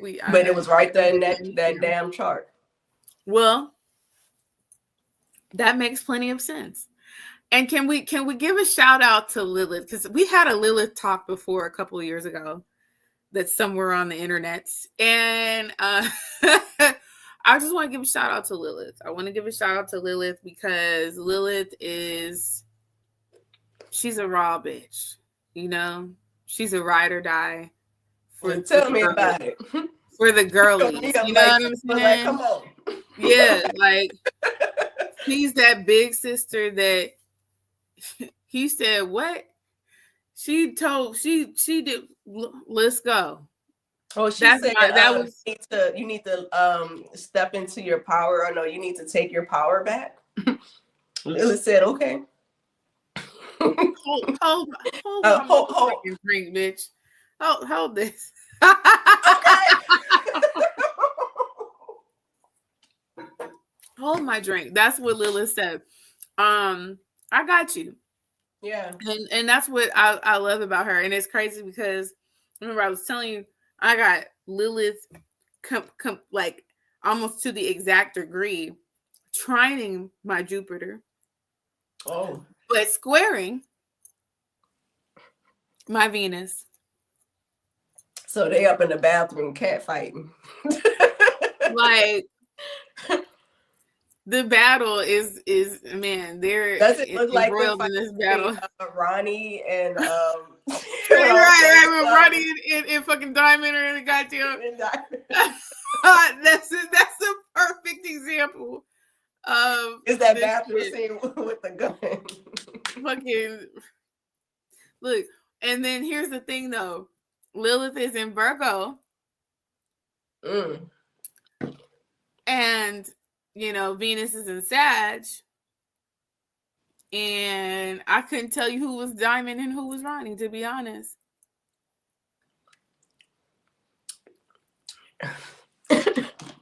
I couldn't. Was your head getting knocked between the wash and the dry in the middle of all that? That's what I want to know.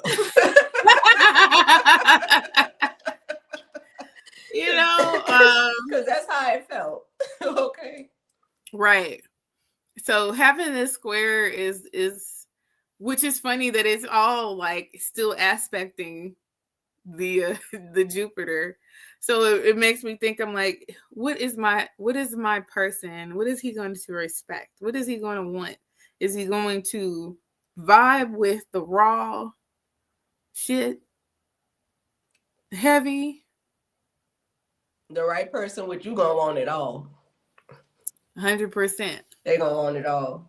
Boy, there's so many versions of it though. Like listen, that makes for a healthier longevity. You know what I mean? Like that don't have to be a negative thing. That's the difference. Right. People say, "Oh, you want to see a different, bitch every day," and they start changing their wig out, or they change their look up every day, or whatever. I personally, if I'm going to change my look, it's because that's what I just feel like doing. You know what I mean? Because I am a Gemini Sun Aquarius moon, and my moon is in the first house of my appearance, so I never like to look the same for too long. I have to change the way I look, and not touch every expression in me that's possible. So that is the Cancer Venus. This is an example of Cancer Venus for me, right. As Gemini with Aquarius, something that I looked at is, kind of unique and almost innovative and, and almost futuristic looking in some way, and still have a touch of nostalgia because of the Cancerian influence. Right. So, so understanding that, is something that I call a beauty expression. It's not just, dressing like your rising sign or dressing like your Venus sign or your sun sign. It's a full embodiment of all that you are that makes sense for who you are. You know what I'm saying? And so not only is that a part of, the way that you look and your physical appearance, but it's also your attitude, your mindset, and, your interactions in, with the other people in your life. So the right man for you, he's going to love it all because he's going to probably have a lot of Aries like influence. And I can tell you, you already know about Aries energy in partnerships. They're just as... There's only one Aries alive that I have been able to maintain a relationship with. It has standed the test of time. Okay. I love her to the moon and back. She knows who she is. But like all the rest of them. But their attention spans are that of like toddlers. So they're always looking for like, some new excitement, a new adventure, and if they can find that sense of adventure in you, which, you have that Sag Venus, you know what I'm saying? Mm-hmm. They could handle all of that. They can handle it because it keeps them on their toes. It gives them something more to pursue, and happily, because what if you step out looking like one of the versions of yourself that they're not, or even behaviorally, too, as some version of yourself that they just haven't been introduced to yet. And it intrigues them about you all over again. You know what I'm saying? I didn't know that about you. I don't want them to be a fucking Aries. That's what I'm like. Fuck that Aries shit. I'm just saying. I'm just saying. No, because I got a 7th house. My 7th house. I got Mars in my 7th house, and it's my 7th house ruler. And so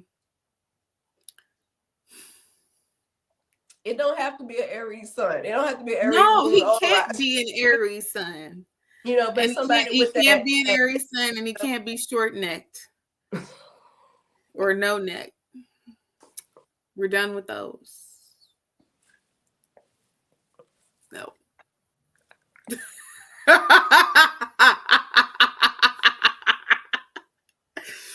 Ooh. I'm a joke on my great. Sorry, help me. Let me hide behind no neck vibe. That's that no neck vibe. So I can chew in peace. No, we're not doing that. You know what I'm saying? I'm not doing it. I never. Listen, I cannot disagree. I can't disagree. That Aries moon person, baby. That moon was in that 4th house of mine. Told my house up. Okay. Aries moon, Aries sun. Ooh, the Aries sun was in there too. Doing That's what I'm saying. That same old shit. They talk about blowing up a spot. Okay.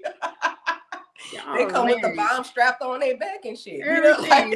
Y'all did not pass the vibe check at all. Like, yeah, they trailblazing all right. And lead your ass right into an abyss and leave you for dead. And that's not even look back and tell you, say shit about you. Like, how you gonna, if somebody ask you a question and say, I was in a situation where, the hotel room that I was in, the windows were open, like housekeeping or something, but it just looked like a risky situation. And, can you imagine if that was us and a person just stare at you like dead, dead ass, like, what you think I was going to do? You know what I mean? Like, you got to go. You got to go. I can't do a person like you. I can't do that. To not even have like an inkling of, I will protect you is a person body language wise that responds as if, I don't know, but, they're mad for himself. If they act that way, They ain't for, well, they're not for me. No, Because one of the 100%. things about my Okay, so that's going back to trust. yes. I want to be able to. One thing I gotta say about my Bruces, I ain't gotta worry about feeling safe. Right. I don't have to worry about feeling safe physically, mentally, or emotionally. Mm-hmm. I know what I'm getting, and I try. Like, even though sometimes the motherfuckers get on my nerves, and like even just their, again, the pathology, the way of thinking, you know what I'm saying? Both of them, just it is what it is. Y'all know my dad. Don't y'all know how my dad is. So like, He a master protector. Well, he'll stomp somebody out. He will kill you. Both of them will kill you. But the thing is that is even with that, like, it's, they still cool. You know what I'm saying? It's just Right. that they cool as hell. It's just, like the way that they operate. It's almost like, especially with my dad, like, because low key be on the misogyny tip, like, but like, Daddy, if you see this, I love you. You know it.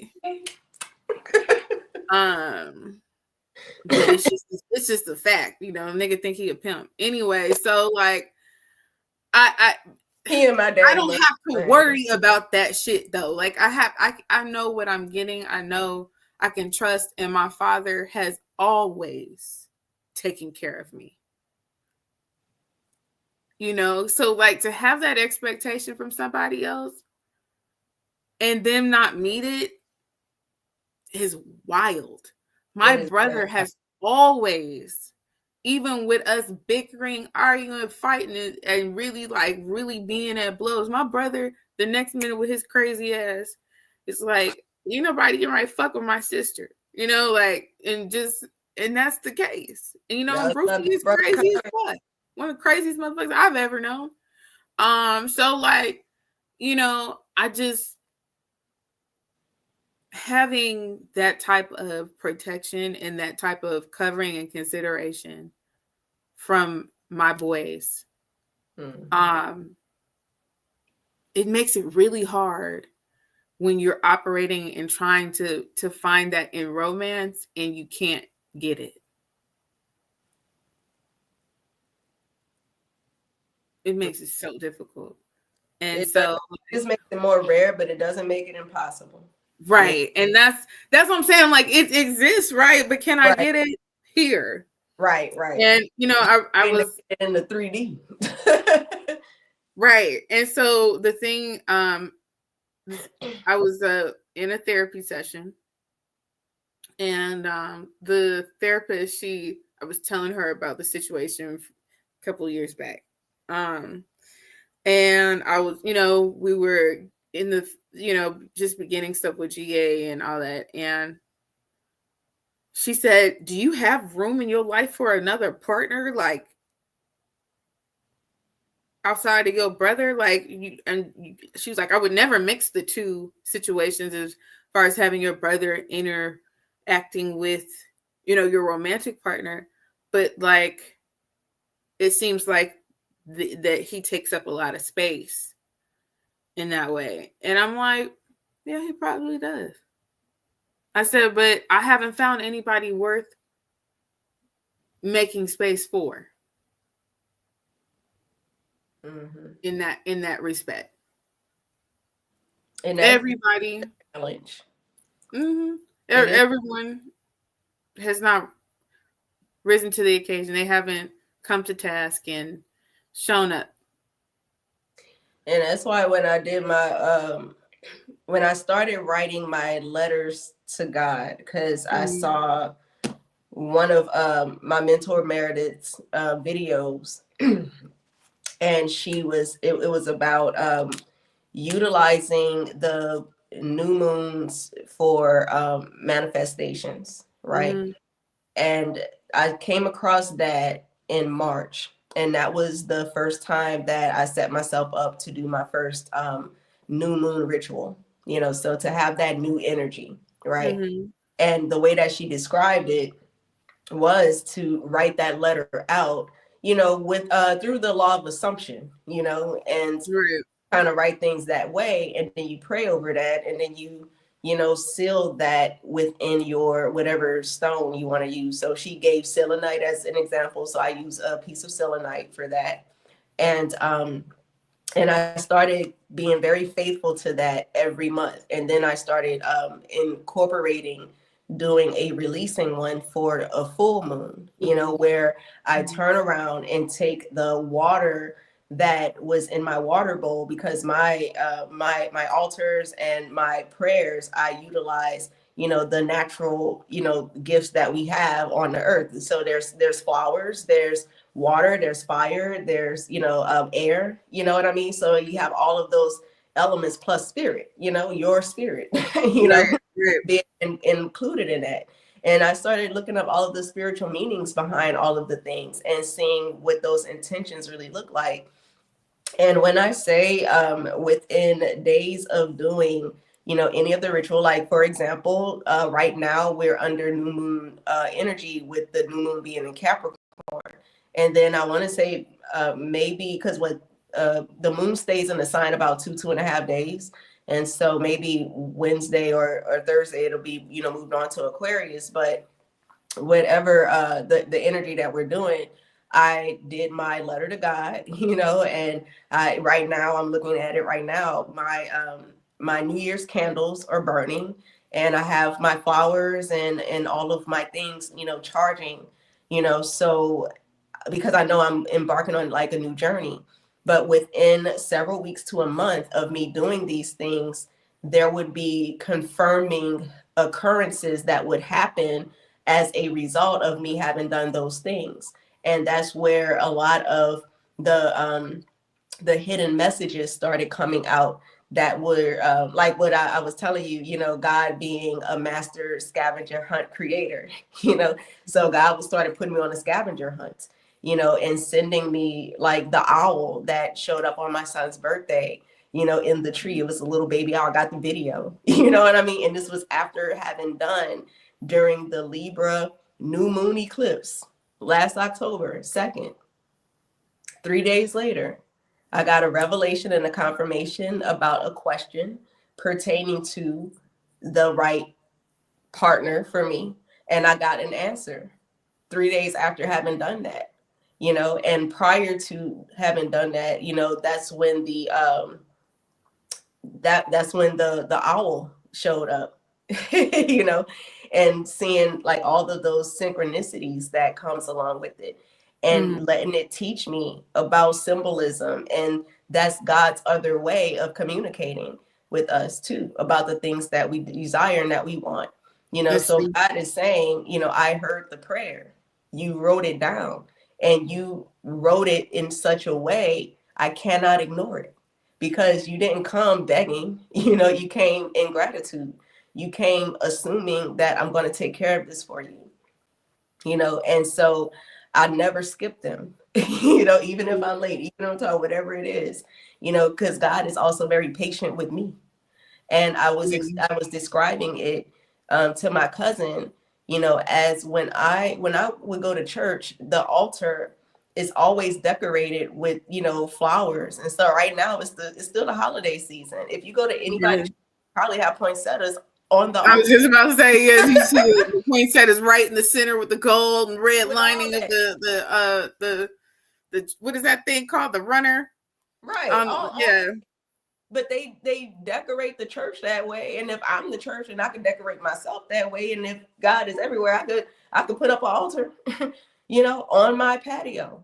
And when I go, and I can say my prayers, and I can give my gratitude, and I can say, hey, this is my petition. I thank you for the person who comes along and is the provider for me, the person who, if I'm in a place of danger, they go before me. The danger don't always have to be, some like mass killer or something trying to, come out and snatch you out of some bushes. Sometimes it's somebody just trying to come and attack your self-esteem.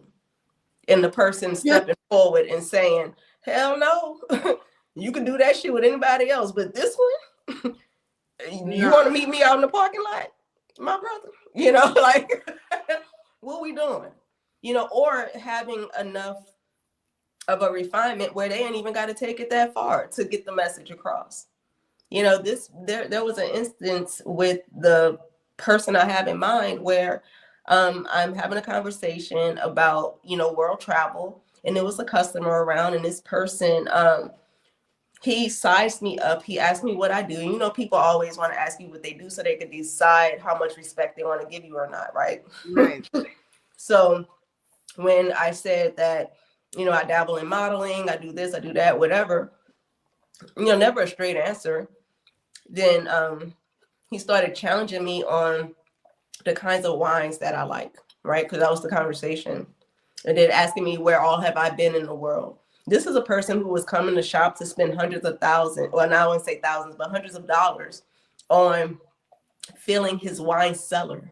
This is a person who had a wine cellar, but he's trying to tell me that the happiest people in the world, when you travel across the globe, are the ones in the tiny little village that have nothing but the dirt on the ground and the love for their family while they sit around and they make their food from scratch. And, you know, he romanticizing that shit. And I'm thinking, and you would not trade places with that motherfucker for nothing in this world. Do not try to play my face. That's Do just not like that's just like a poor white person never wanting to be a nigga. Like trying to make me feel like, well, be happy with the idea that, you know, and the person who I have in mind, with the trifles of this life, this existence, and while you're sitting there getting ready to buy up the whole fucking store, right? Trying to tell me the importance of you know, poverty, really. You know what I'm saying?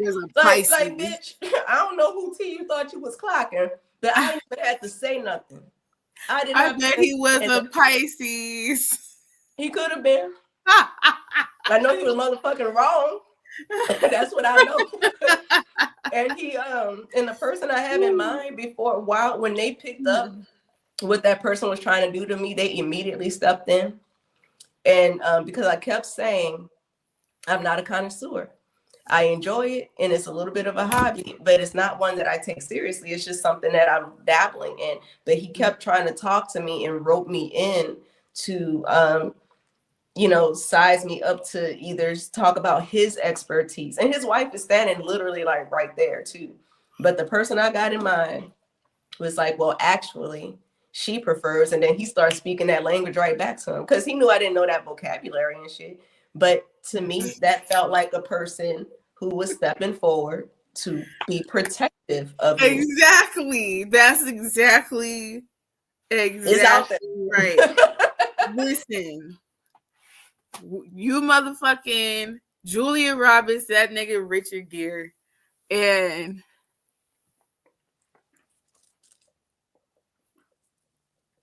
get with it. You better come in and fucking save the day.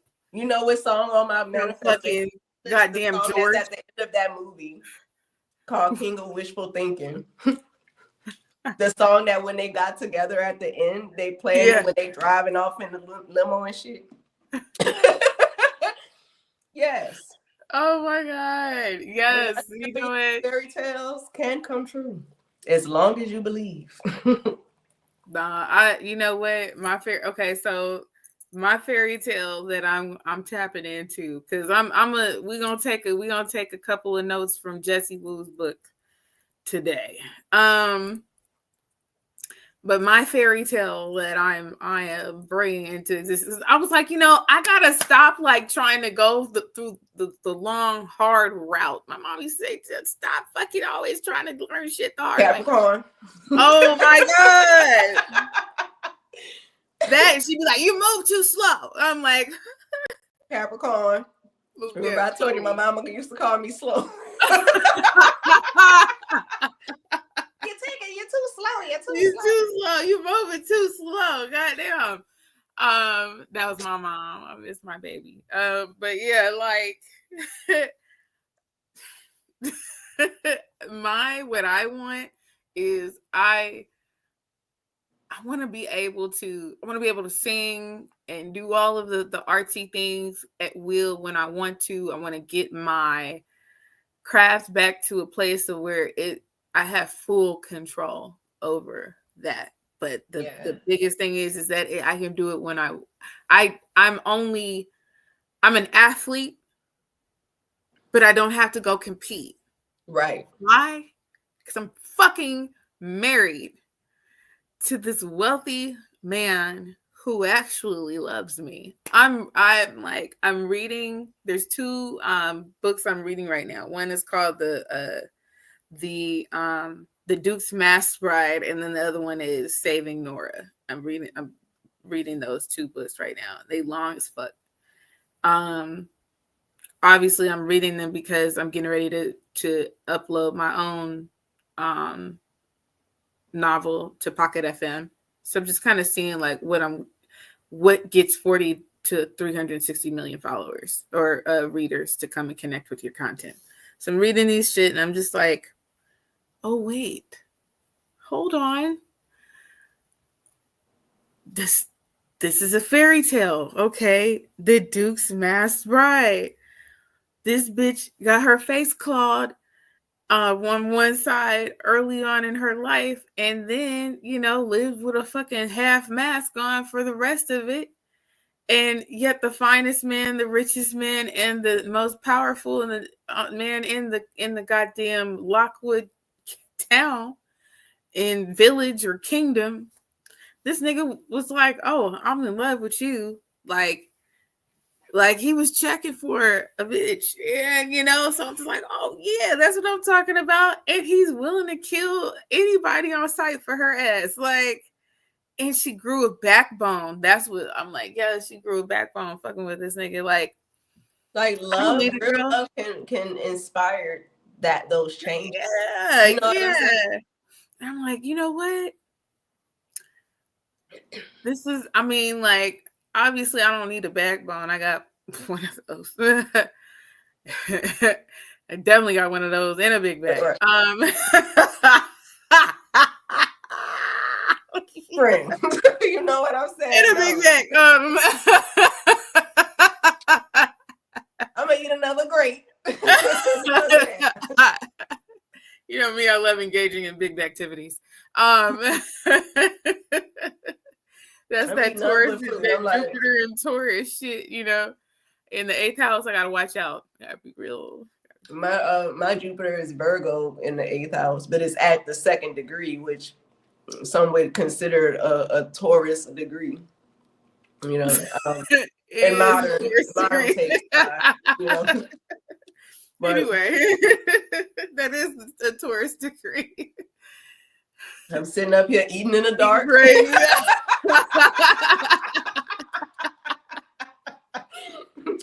Raiding a friend in the middle of the night. Okay, so then like, so I really want. I want a relationship. I want that. And I think I deserve that too. Like, you do. You deserve whatever your heart desires. You desire it because it's meant for you. You know what I mean? Right. I was like, that's to have a Jupiter and Taurus in the 8th house. But why a bitch gotta be at her fucking bottom, to get the fuck what she wants? Like, I just like, man, I just ain't got it in me, man. Like, I was like, okay, so let me figure out what the bottom means for me. Mm-hmm. The bottom, this is the bottom. Now, even though I should be back there practicing my guitar, I should be playing, right? I chose nails a long time ago. So what you say, fuck that guitar? Man, here I am. This is the bottom. This is the bottom of the fucking barrel for me. No nails, not even nurse nails, but no nails. Not even press on. Not even press on. This one coming loose now. At least, I'm right. Like, oh my God, and this poor hand. This hand is hurting like a motherfucker. But this is the bottom. It's only up from here. It's only up. It's only It's up from only up. here. And so like that's why I'm like, you know what? Let me perceive this to be the bottom of the barrel so that this eighth house can can do its work and its magic. You know what I'm saying? Like Eighth house perfection year last year, and when I had a reading right before my birthday for my upcoming perfection house ninth year theme, the first thing she asked me, she was like, with eighth house, how was that for you? And because the eighth house, also is like, losses and things, I had such it was transformative, but it was transformative, and maybe because it was is in the sign of Leo predominantly, that I ended up inheriting, my residence, through yeah. my sister's elevation. And I had been manifesting that from about a year or two prior to that happening, just because I started, doing a little journaling work. And when I was, you know, rooming, if you will, or as I like to say, crashing on my sister's couch, Mm-hmm. and having to live with her for a while, it was a tight space for me. I came flying out of nowhere, everything, oh, somebody help me, Right. and and I didn't have a whole lot of space to do things the way that I would desire. So a part of the way that I could create a little bit of, comfort or opportunity for myself is that instead of keeping like up with a paper journal, I was doing Penzu.com, which is an online journaling. And so I could easily go into the typing and just kind of type that out. Although I would say maybe traditionally speaking, the there's more of a push to physically write your things out because it requires a different energy. You know what I'm saying? You're taking the Yeah. from the brain or what's in the heart. Looking at it through your mind, and then letting that flow out through your hands. Mm-hmm. And you're transferring the energy from within you to your outer. Like an outer destination for reference. You know Yeah. so it ended up being good for me in that way because it was a fulfillment of something I've been desiring. And that's the beauty of knowing what real astrology is, the language of astrology, not the hot button, parts that people hyperfixate on for clicks and views, not the Right. superficial part of it, but the actual communication that it is. And I was telling you yesterday, if somebody, you know, um, doesn't understand it, or they just think that it's, they only see it through that pop culture superficial lens, and they don't get it, they shouldn't have shit to say about it at all. Like they need to sit their ass in the back of the classroom and learn something. you know, get your ass out of my class. You know what I'm saying? Like, Yeah. this is a college level course at this point, and you still in pre-K, and we might use a few little flashcards here for our learning, but we are people who are here to learn, and if all you know about astrology is maybe your sun sign, well, I think my birthday May 31st, so I don't know if I'm a Taurus or a Gemini. Like, if you're there, like, this conversation can't help you with nothing because you don't know what you're talking. You should have an opinion. You can't be entitled to an opinion because you don't know shit. If I pull that up and ask you to translate what that Venus conjunct Mercury in the sixth, seventh house cusp means for me, if you can't do that, then you don't know shit about the zodiacs. You can't. That's not a conversation for you. You don't know what you're talking about. Be quiet. Learn something. You know what I'm saying? Yeah. That's So that but the you know what too? The Venus, not the Venus, but two second 2 degrees Virgo and Jupiter in the yes, eighth house. it's a sextile. And my Venus is right it's the sixth house on the seventh house cusp because it's a 3 degree separation or conjunction with my Mercury.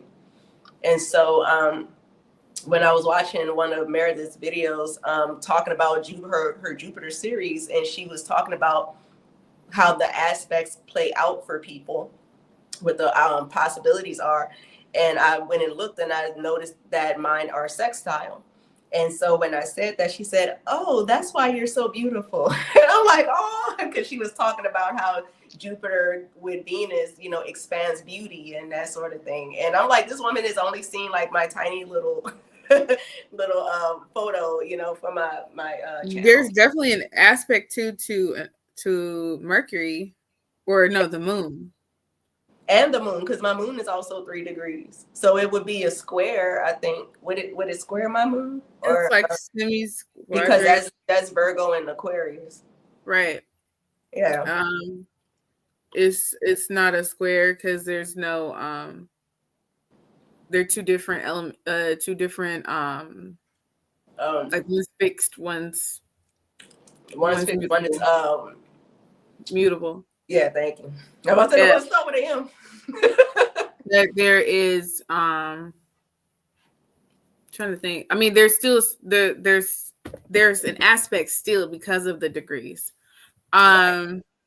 So those are things to look up. And I'm like, you have a lot of the early degrees in these signs. But I was gonna say the Jupiter guy, he's gonna be a nerd. Yeah, he is. He's a fucking nerd. Yes, and I love it. Makes sense too. I was married to my ex-husband is an astrophysicist. Okay. Yeah. My ex, like I've always been drawn to the high, quiet nerd type. Like the dare I say, the Christian Grey type. You know what I mean? I can see that, especially with the second degree. Yeah. Have fun, right? look, I know my heart. Have fun. And fun and fine and oh my god, baby, I can't wait. Okay, you talking about somebody who want to put their love on top? Okay, I put my love on top. Yeah. Okay.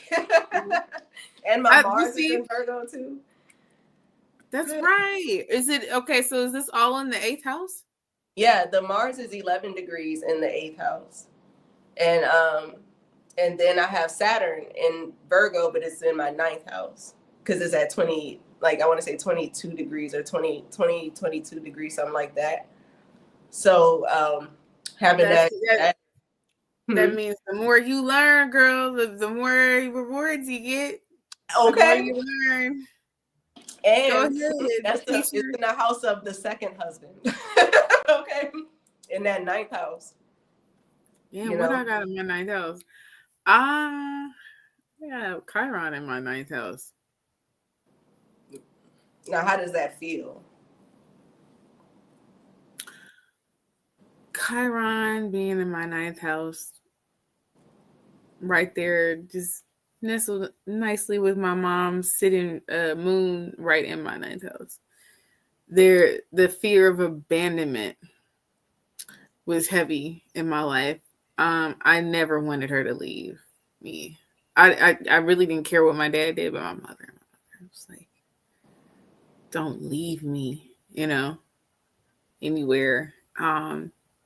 But being in the 9th house, that's the house of deep love, but also the house of learning, just education.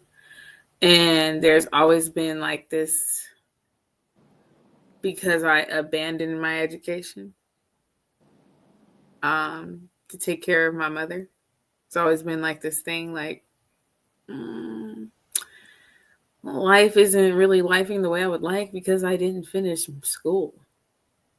I'm glad you said that, because when I think about my mother's journey with her mother, she had to drop out of college at 21 to take care of her mother.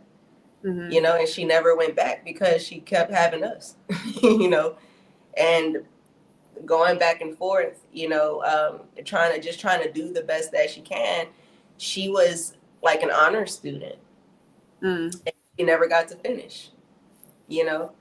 And so I don't know how she feels about that necessarily, but you saying what you're saying is reminding me of her story as far as, her high level achievement.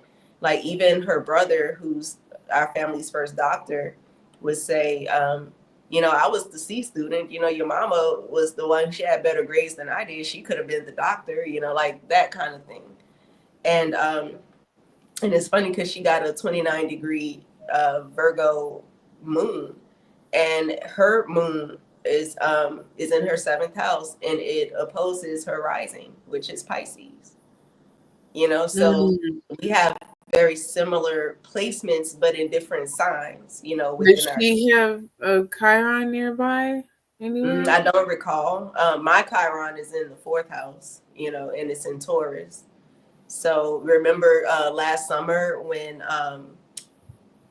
my storage unit flooded the day after the 4th of July and I lost again, like Mm-hmm. Hurricane Katrina survivor, y'all. And I was able to hold on to a lot of my, possessions, and, from my lifetime over the years. But over the years, I kept having to lose my property, and it just kept getting shrunken more and more and more, until I got to the point where, last summer when that happened, literally about a month later, because you remember that attitude I had too when I found out, because I Mm-hmm. called you and I was Yeah. upset. I was like, okay, I'm over here and I didn't have a car. I didn't have, I had to lift everywhere I was going. And, and that was another inconvenience, another expense. And I had to go to the unit and, and I still got the photos and I made a little TikTok video about it and everything.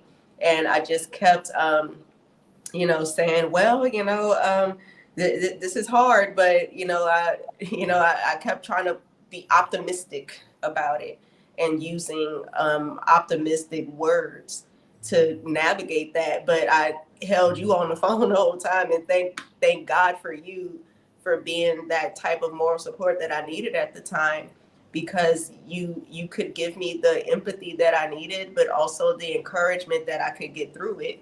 Where someone else might, woe is you, kind of thing, but you kind of let me cook, about it.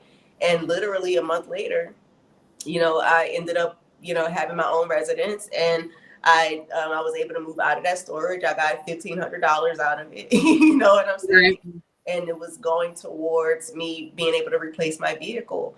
And then that November, because I said I wouldn't start dating again until I had my own place and my own car. So, and that was a 6 year for me.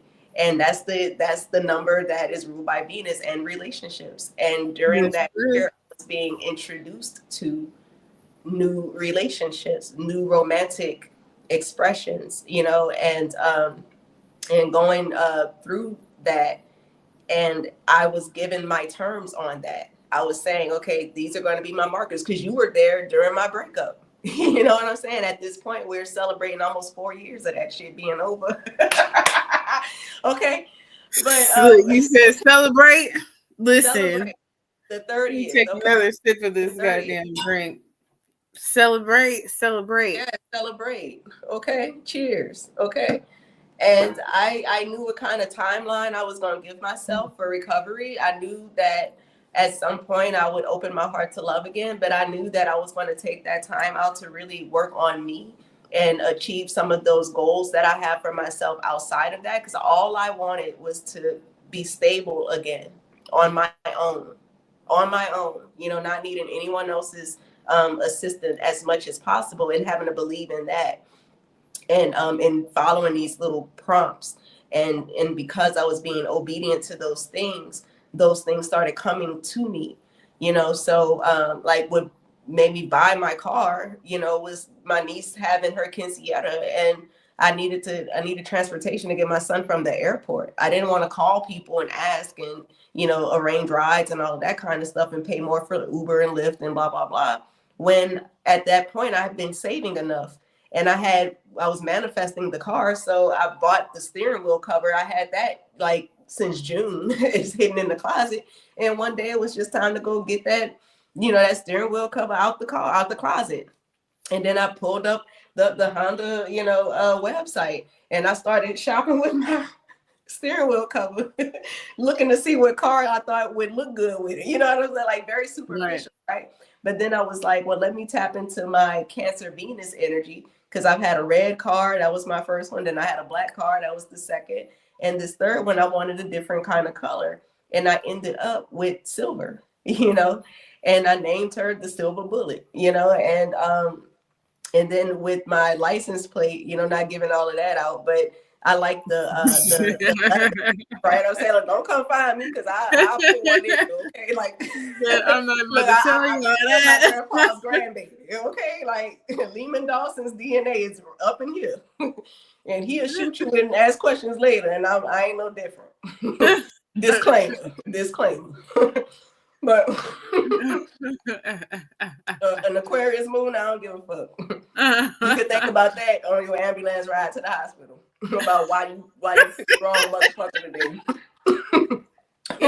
Insert the nigga who be saying about the ambulance car. Oh my god. Oh man. But I went and got my car. You know what I'm saying? Did. A new car, one that I did not have to, get in front of it and crank it like a fucking Model T. You know what? I just moved this Model T from that was over here to over there, okay? So that I could put my good old rotary phone here. My little I love that. phone. Girl, my auntie had one of them French phones, and so she ain't never let me play with it, but I used to want it, okay? I love it. I love it. Yep. Yes. But anyway, yeah, you over here talking about Model T. Okay. But no, like I would say that you've manifested everything that you were on course for. That you said you wanted. So I'm a firm believer in all of it. I'm just, I'm sitting just here to witness it. And that's why, I can sit here and be able to, be a sounding board, because I'm like, girl, you already doing it. Like, just keep doing it. Exactly. You just keep doing. Find your sauce and work the shit out of it. For me, I think what because that I'll be in that bag for real. But my thing lately is I just been wanting to kick it at home and not do shit. Which that's a big ambitious. I feel very ambitious. I mean, you had your first job in utero, like you all in the womb typing notes and shit. Like, what she saying? No, real time. Had the nursery in the motherfucking office and everything. A bitch is tired. Like, right. I was just like, luckily my dad is cool. He's like, whatever, like, you want to come on home. I want you home anyway. I'm like, the joys of having an old ass dad. Yes. Shit, girl, our dad is the same age. Okay, his birthday. My daddy a Capricorn. His birthday coming up on the 15th. No, the 16th. 71. Who, my dad? Yeah, he'll be 71. He gonna be 71. See, that's what I'm saying. Like, and I enjoy having an old ass dad. It was so funny. I was talking to my cousins on my mom's side, because everybody's old on my dad's side. So like, like my aunt, she's 75 years old. And so my cousin was like, your dad's really that old? Yeah. Like, you know what? Wow, he's not the same age as Auntie Donna. No. And she's probably one of the few young ones that he's ever, that there's an age gap and that she's younger, because he likes old women. Yeah, they ain't as feisty. That little baby listen, ways, okay, but listen. Yeah. All the like he gives you hell. That's for damn sure. I don't know how babies, I don't know what my daddy really out there doing, but he ain't never alone. Okay. ever. That's the other thing. These niggas are never alone. Like your dad's a Capricorn. I know how Capricorn get And he a down whole there. ass him too.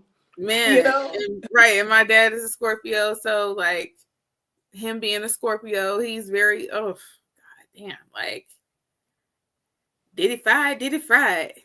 Oh my god. It's so funny. Like I like to ask about like the stories. Like if they're willing to tell stories, I love to hear them. You know, especially about like their heyday. You know, like they time. You know, and one time my mama was you know, telling me how they had gone out one time to, I guess it was like maybe a bar or something like that. And it was during like that Huggy Bear, you know, time period where everybody was. Blaxploitation. Yeah, it was during that When point. Antonio Marcus Yeah, you know, and she said some dude walked up in there leaning all to the side and stuff, like trying to hang extra low. Like, you know how they used to me. Looking like one of them characters out of the Good Times picture. You know, like you know what? I'm not with you. He stumbled over, you know what I'm saying, and trying to be like a cool cat daddy, and he tripping and falling all over his fur, you know, and how everybody just bust out laughing at him because he was up in there just trying to do too damn much. But that had to be a time to be alive too. You know what I'm saying? Yeah, like imagine you walking in some like okay, my whole childhood was filled with hearing, "I'm your mama, I'm your daddy, I'm your I'm your doctor, I'm your preacher, I'm your lawyer, I'm your teacher, I'm your pusher, man." Like, oh my god, like, it's like every day I'll come in from school and then fucking walk upstairs. My dad is watching Superfly. I'm like. And at the time, you know, my dad was in his 40s at that time, you know, and so I'm like, so you've been watching this for a good 20 years. It probably still will watch it today. Okay. Yeah. He's watching the Westerns more now, but like they always kind of start defaulting back to the Westerns. When my papa was in his 60s, I was born when he was 65, but by the time I was like in kindergarten and stuff, it was always Good Times. And he would call the show JJ, you know, of course, all of the reruns, you know, like, the Jeffersons, and, you know, he loved The Price is Right, you know, and you know, he'd always come on down, you know, and he would always say, doggy, you know, like that was some of his ways when he would tell his stories, and he would, rawhide. Yeah. Rawhide. Yes, that was my papa. So when my friend ended up kind of like channeling his energy a bit, you know, she was saying, you know, he's showing me that he's, you know, kind of like a George Jefferson type, you know, his personality. I said, yeah, he was very funny. He was very animated. He was, you know, like even when he lost his home and he had to live in like a senior apartment. It was like right up the street from the apartments that we lived in. And I would sneak, and I had to be like 8 years old doing this, but I would sneak and walk down the street to go to my papa because I knew that he was there, and I would always miss him. And I would go up the stairs because the elevator was old and rickety, and it always smelled like urine. And I hated it. And he lived like on the third floor, so I would climb the stairs. And I would get to his door and knock, and I could hear the game shows and stuff in the background. And if he didn't have a woman in there,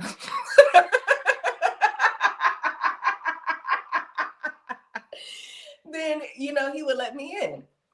And I would go in there, and, you know, and he never had food in there. I would always try to see how things looked. It always looked like something needed to be cleaned or whatever, but he would be content with his cigarette and his coffee or his beer. And I would go to hug him, and instead of him hugging me, he'll take my hands and start dancing me around like the living room instead.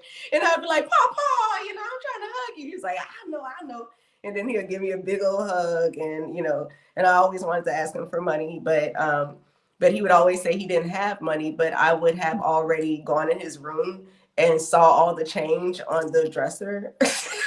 So I would be like, well, what about all that change? And you're like, just get the money, just get it, Right. But That sounds about right.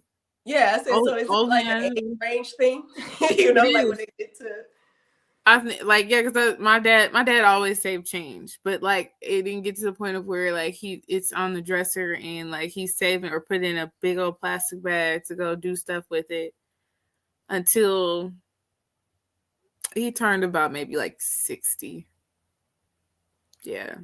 So maybe a little bit, maybe like 56, 57. I mm-hmm. Yeah, that was when he started showing signs of being an old nigga. Like, and he has a Capricorn North Node too. Like, They all got that North Node. Like yeah, that my mama in that same year as them. right. So like they got that Capricorn North Node where they supposed to boss up and shit. And they're like, nah, I'd rather sit at home and fuck around, have change on the counter and When my chill. mom started when she started getting glasses and wearing them on the tip of her nose, and her favorite nursery rhyme to read to us was The Old Lady Who Lived in the Shoe. I said, okay. When she gets older, she's gonna frame herself like this grandma figure, and sure enough, that's how she looks. Like like the little the little bonnet, and the little glasses on the tip of her nose, and all of that, and telling everybody every 2 minutes how old she is. I'm old, like that. So, but she still has because she's a Leo sun, she still cares about her regality especially when it's time to go somewhere. And so she still wants to be, dolled up and that sort of thing, and have that pampering, but who she basically kind of embodied the characteristics of. And I think maybe it's because she just always saw herself as, having, generations, and preparing her mind for how she might want to present herself to those generations, because she's a great grandmother now, And I think a lot of that was her own, framework, or how she wanted to show up. I will probably be different from that, very likely, because I feel like I want to be this the rest of my life. I'm a Glam mom from my nana. Okay. Glam mom. Yes. Glam mom. Like it's because I watch Amber and with her grandbabies, and like I noticed she's starting to use the term grandma more. Like those are granny's babies and stuff like that. But like they call her BB. And she's like, she didn't want to be no damn grandma. It was just too old fashioned or old. Yeah, Yeah. Which I like BB. I like that term. It's Swahili for grandma. But yeah, but like, I think Glamma, my other homegirl, her name, she has her grandchildren call her Glamma, which is like, okay, I fucks with that. It's just like preserving one's, youthfulness, I guess. Yeah. And maybe and because people think that 40 is old, but it's all a matter of perspective too. Because I'm 44, and I have friends that are 65, right. or right, and to them, I'm the age that their kids would be, And then here it is, I am a mother. It's 444 on my time here, so gratitude, angels. And my son is 21 years old, and then I have friends within his age range. So to them, I'm, they see me like either a little maternally, but maybe more like the mother figure that's like a friend, more than like a mother figure. Right. Even though I could be nurturing and that sort of thing. And there is still a youthfulness, but I personally enjoyed turning 40. I embraced it. My nana, who I had the pleasure of having 22 years of my life with, we were officially in reunion, I guess you could say, when I was 17 up until her passing 5 years ago when she was 104 and a half years old. And she's the one who, she was also a Scorpio, and she really valued her age. She was not afraid, and matter of fact, she would almost like be boastful in a way about being 99 going on 100, 100 going on 101. She always looked forward to the next year.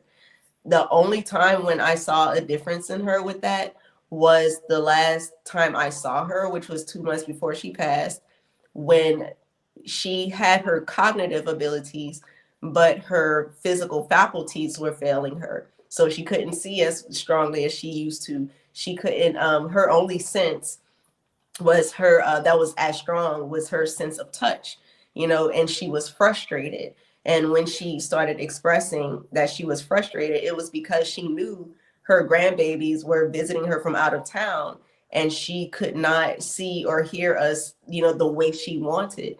And so I went to her side because she was sitting in a chair, and I kneeled down, to her, like in like bowing, and I put my head on her lap, and I took her hand and I placed it on my cheek, and I let her feel me, and I just started telling her how much I loved her and how grateful that I am to be her granddaughter and that she's my nana. And she said, "I'm grateful for you too." And that was kind of like that love that we were able to share before she transitioned. And when I left her home that night, I knew that I wasn't going to see her again. I knew that that would be it. Although my aunties were planning her 105th birthday, and they were like on the way out, they was like, yeah, we got to get ready. I think they probably knew too, but, maybe living with a little denial. But she transitioned Mother's Day weekend. And Mm. and in another time, we could talk about how God sent me friends and family to assist me during that difficult time with what I needed, and my coworkers. There was a coworker involved too, that really helped me. And so sometimes when we were praying for the right partnerships, for me, it was just full spectrum, whether that is friendships, familial relationships, and romantic and business partnerships. I cover all the relationships that I would have in life, even the professionals that I would hire to take care of me. We were talking earlier about, you know, um, for me, I was saying that whoever I'm hiring to do anything for me, I want the person who has a real passion for what they do. Right. Not the person that's settling for some occupation because they were pushed to it, for the money or for the family line, or, don't be my attorney if you always wanted, to be a lounge singer. You know what I'm saying? And Right. but you an attorney because your daddy was, and now you don't give a fuck about my case. You know what I'm saying? Like, no. Go and go find your bliss, and or find me the person who knew from the first time they saw Ally McBeal that they wanted to that they wanted to be an attorney. They wanted to defend somebody. You know what I'm saying? Whatever. Nah, that's real spill right there. Like follow your bliss instead of fucking up my shit. You always get the best service from people that way. The people who are truly passionate about what they want because they're doing it on their terms will always provide you with the best because they know what it feels like, to be the best. They embody that with them, and they have I feel like they're more in tune with the service part, because no matter what you do in life, you're going to be either serving someone or being served. you know That's true. That's true. Remember, I was talking about that. What happened with Money Long, what she was talking about. Um, but like when you are in that element of where you are doing something, maybe out of need, necessity and so forth, that you should give it your best. Mm-hmm. and, intend to serve. I think you get a lot more out of that, but then again, that might just be my raw Lilith talking in Virgo. Said, I grew up, my mother would say, you are of service to all and inferior to none. Right. So, okay. Come on, Donna, with the word. Exactly. So that was what it was. Now, I do want to speak on something real quick, and then we can wrap it up. Yes. I want to speak on the black hole again and what we're doing, and I want to talk a little bit about the episodes to expect. Okay, you got it. You got the card pulled up. I don't have access to the book. I have it pulled up for you. All right, perfect. Thank you. Yes, ma'am. So our episodes that we have coming up are, we have the origins of the cosmos, Black American spirituality and the stars. Basically just talking about the origin, of or not the origin, but how Black Americans and even indigenous Americans have historically been connected with cosmic elements, tracing back to ATR, African traditional religion, or spiritual traditions, and that influence on astrology, mysticism, and cosmology. And then our next episode after that is the astrological roots, how the zodiac connects to Black history, unpacking the ties between astrology and historical figures in Black American history, and highlighting notable leaders in the astrological profiles. I think that one's going to be fun because some of the profiles that we are probably going to end up talking about is like Malcolm X as a Taurus, right? Dr. Martin Luther King Jr. Is a Capricorn. Right, and then and I got a lot to say about that. You know what I'm saying? I was like, let me rock with this. Let me go ahead and rock with the king of coins here, Mr. Malcolm X side. He's more my speed. You know what I'm saying? But then again, I do have Jupiter in Taurus at the 26th degree. But you know what? Let's there's so much to unpack. Right there. There's so much. Okay. But that, and in looking at, I really want to profile James Baldwin. I really want to profile him. So I'm looking forward to that. Third episode, or episode 3, the sounds of the universe, how planetary alignment shaped Black music. Mm-hmm. All right. We're going to be diving into specific moments in Black American music history, which is the truest and the foundational music form of this country, Black American music, that align with key planetary movements, exploring how the cosmos might have influenced creative surges. I mean, like I said, the foundational music form, and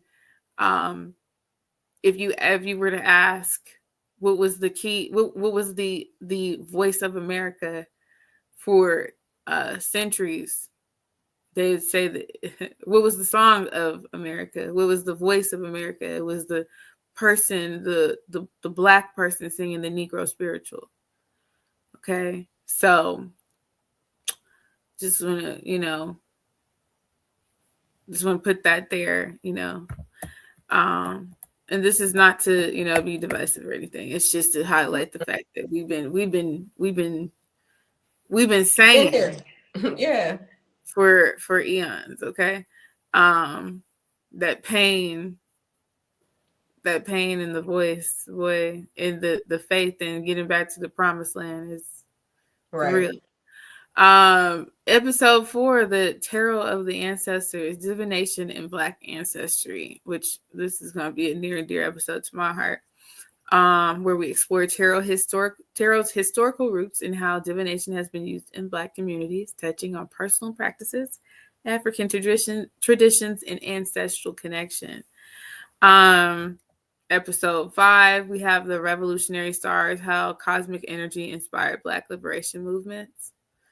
That's another favorite of mine right there, that touching on how astrology and mysticism have played a subtle role in various Black liberation movements, including the Civil Rights Movement, Black Panther Party, and beyond.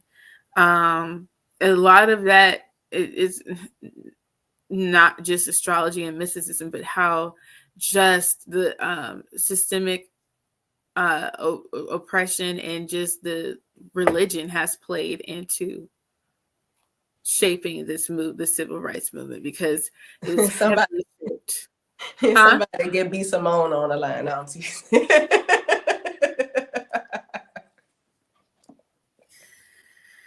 She wouldn't even last in that conversation. Like, she'd be like, "This is too over my head. I'm clocking out." All I'm gonna say is keep their eyes on the prize. Oh Lord. Okay. Bitch, keep your eye on the prize. Okay. Shut the fuck up. Again, get your ass okay. Getting it back. Okay. Right. Episode 6 is mysticism in Black Hollywood, the occult side of showbiz. Now, this is probably this might be the one that gets us to go viral. It could be. I mean, we got a lot going on right now. A lot been going on for a long time. And the way that everybody accredited Cat Williams, that interview a year ago, when Pluto first went into, I think it had first gone into the sign of Aquarius before it retrograded back into Capricorn for the last time, and everyone just kind of made him the poster child of the age, right? Because of that Shannon Sharp interview, and how raw he came with his commentary. You know what I'm saying? And he did. And he did. There will be more. There will be more things that will where the light will finally be shown. I saw a lot of stuff, of people predicting who and what and all of that, but I'm just gonna sit back and just let nothing surprise me. Okay. Let nothing. Yeah, we have a lot to cover. That's why I said, a lot. That might be the one. That might be the one right there. Episode 7, the celestial legacy of Black women in music. This one here is my favorite, and it's the most near and dear to my heart. And it's the reason why I even said I'm going to move forward with it. Let me call Nisi. Because there's a void to be filled when it comes to covering Black women, especially Black women who are musicians and creatives, who give so much of themselves to express themselves and show the rest of us that they can be the voice for us. It's like who's taking care of that strong friend. That's what this is about.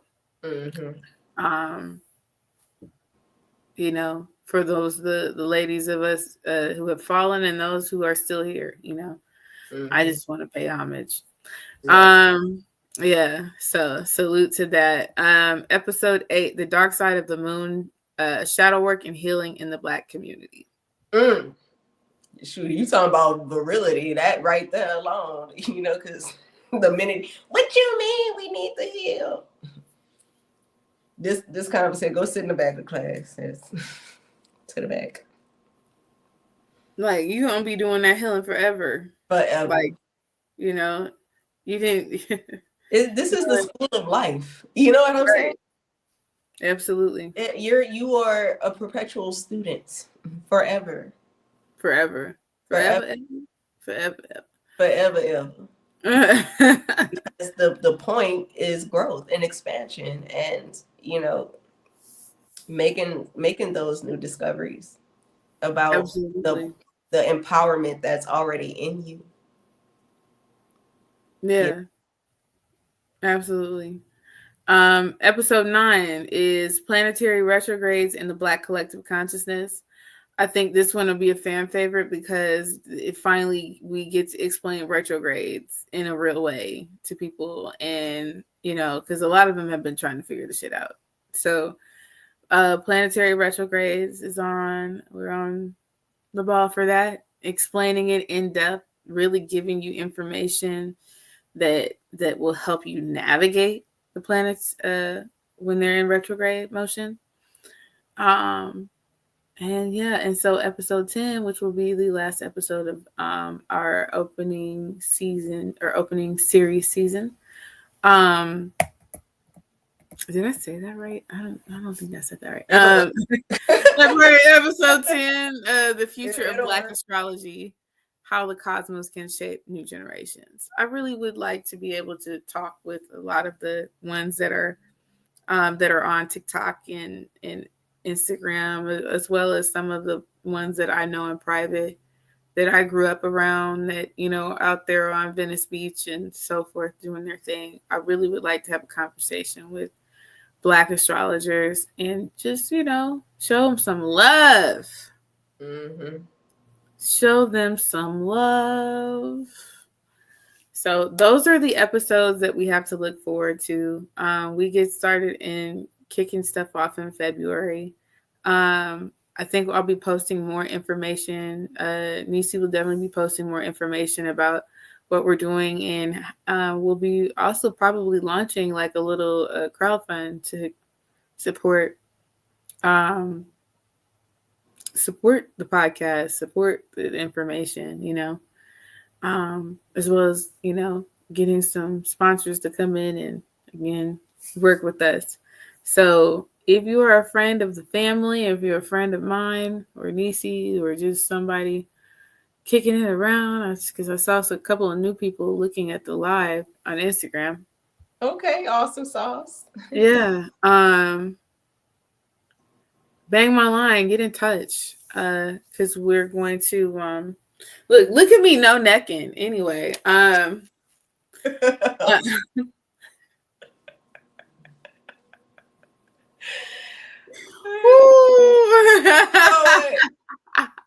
look good doing it, okay? Huh? You look good doing it. Ooh, okay. I'm saying that now the whole time I'm looking, I'm like, look how thin my arms are out. Right. At this point, listen, like I will share more about this shedding,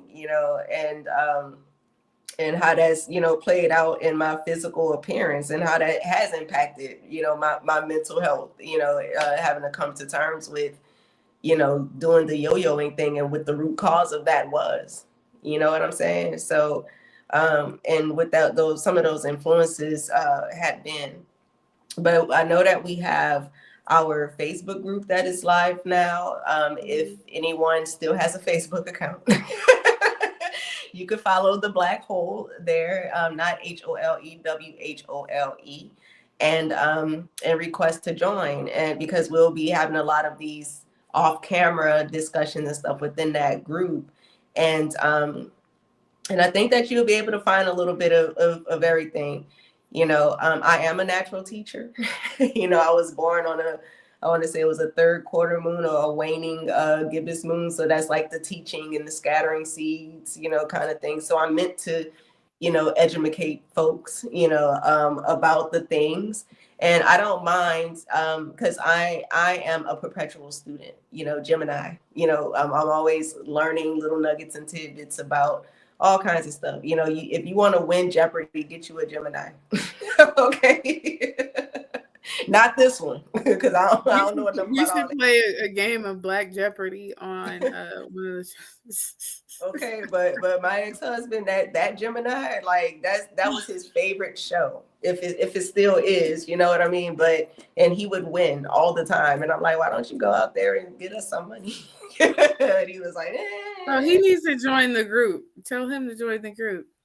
I may have sent him an invitation, you know. Oh, and for the record, you don't have to have a messy divorce, you know, just because you realize the natural ending of your time with someone in a relationship. It doesn't have to be ugly. It doesn't have to be nasty. You don't have to choke each other out in the middle of the street. I don't know what all they did though, you know what I'm saying? But I'm saying it even your divorces can be harmonious too.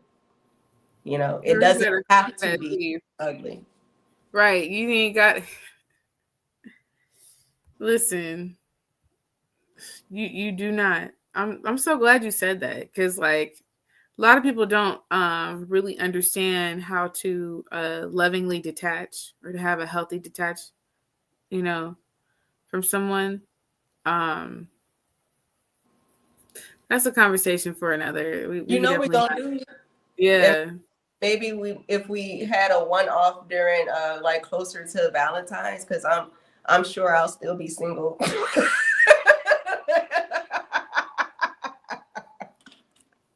Are you single now? Like, I mean, is it like, are you really single? Right now, you know what I'm saying? Like I'm Okay. holding space. I'm holding some space. You know what I'm saying? But you know, I ain't nothing on this hand.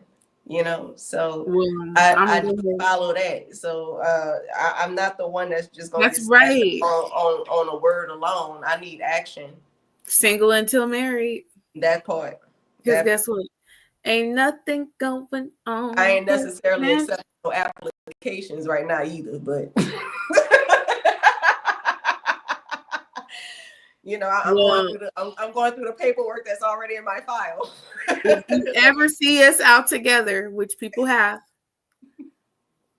I'll take the drink. She doesn't. Okay, Right. if you know, I will gladly take the drink. I will not take the drink. She's not taking the drink. That's okay, but I will take it and enjoy it for her. You know, I mean, I already got a bartender. You know what I'm saying? You know, I mean, we trying to see what concoctions get mixed up over here. You know, I don't want to be too drunk in these streets.